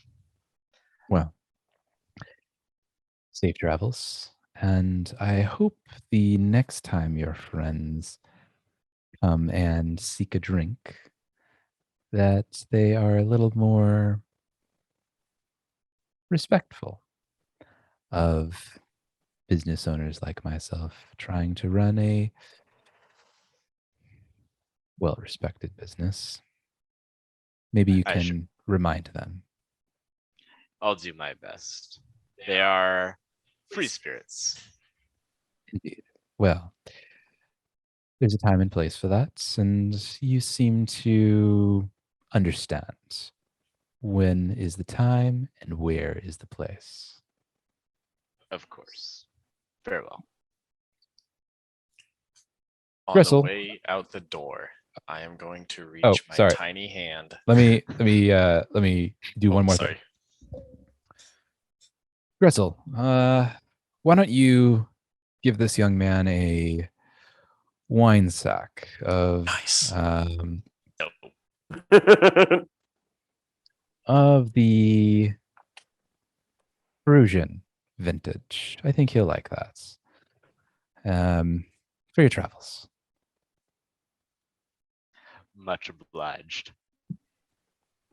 All right. So, sorry. Go ahead. Raptor. Raptor. You saved me a step. I'm going to reach my tiny hand out of the backpack and touch Kaj's shoulder. And in my best Kaj telepathic voice, say, I should share this with Raptor. Amazing. Amazing. Wow. That's a great idea. If I ever see this guy, I'm sure gonna share it with him. He seems like a guy that likes wine. All right. So, Gressel, begrudgingly, this large ogre of a man, fills up a leather wineskin, about a liter, or two of with a Dreschen wine. Both of you roll a just a general lore check. 6. Is there a modifier for that? There is. So if you go under lore for non-specified, Okay. that's what it would be. Cool. 16. 16. So you recognize it as a very fine wine. You're not really sure how expensive a wine it is. You just know that it's like a top shelf wine. Definitely not cheap though. You have a feeling that it's not a cheap wine. I touch Kaj again and say, Raptor would really like this.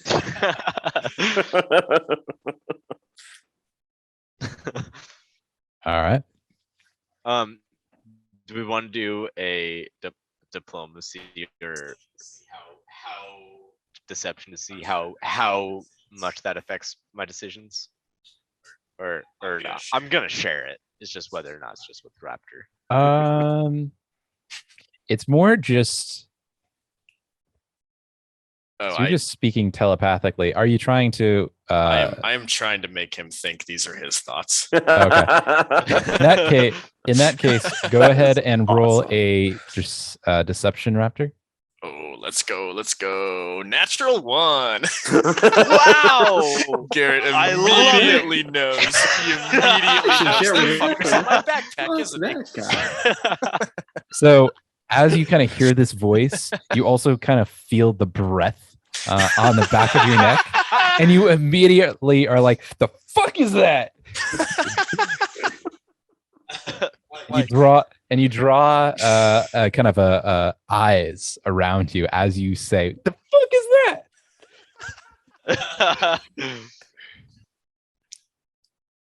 When I realize that it's Raptor, I'm be like, "Oh, sorry, I thought I had a bug on me."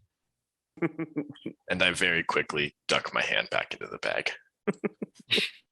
All right.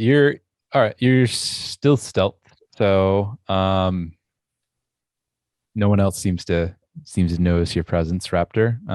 And everyone else kind of just goes back to their drinks or conversations or card games. So they don't really seem to care that you had that little outburst. Oh. All right. After Gressel hands you the wineskin, He kind of points you towards the chest and says, and he kind of burps. It's over there.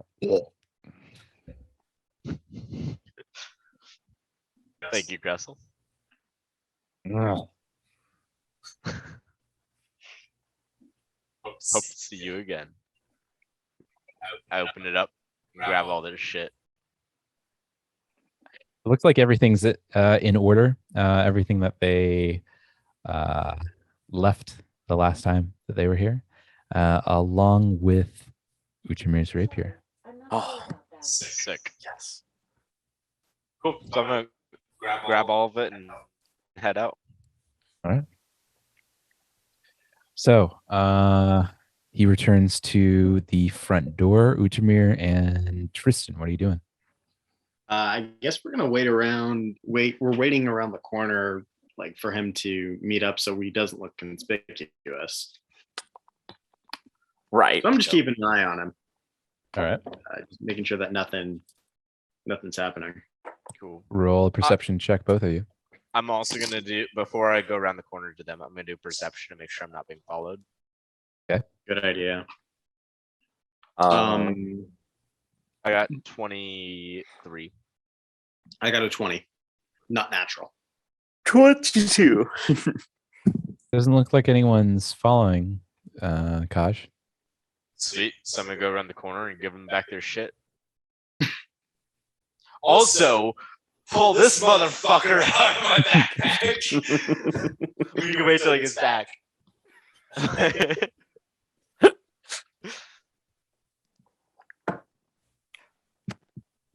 All right. Or actually, no. I'm not pulling him out of my backpack yet. Unless he wants to jump out.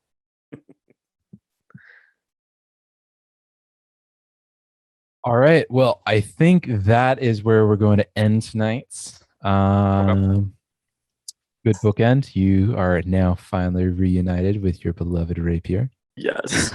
Yes. Felt almost sacrilegious not using it. I'm Yeah. going through and changing all of my things back now. Same here. I did that too instantly. Ugh. I miss them all so much. All right. Well, thank you to everyone watching on the live stream and those that watch later on YouTube. Till next time, have fun.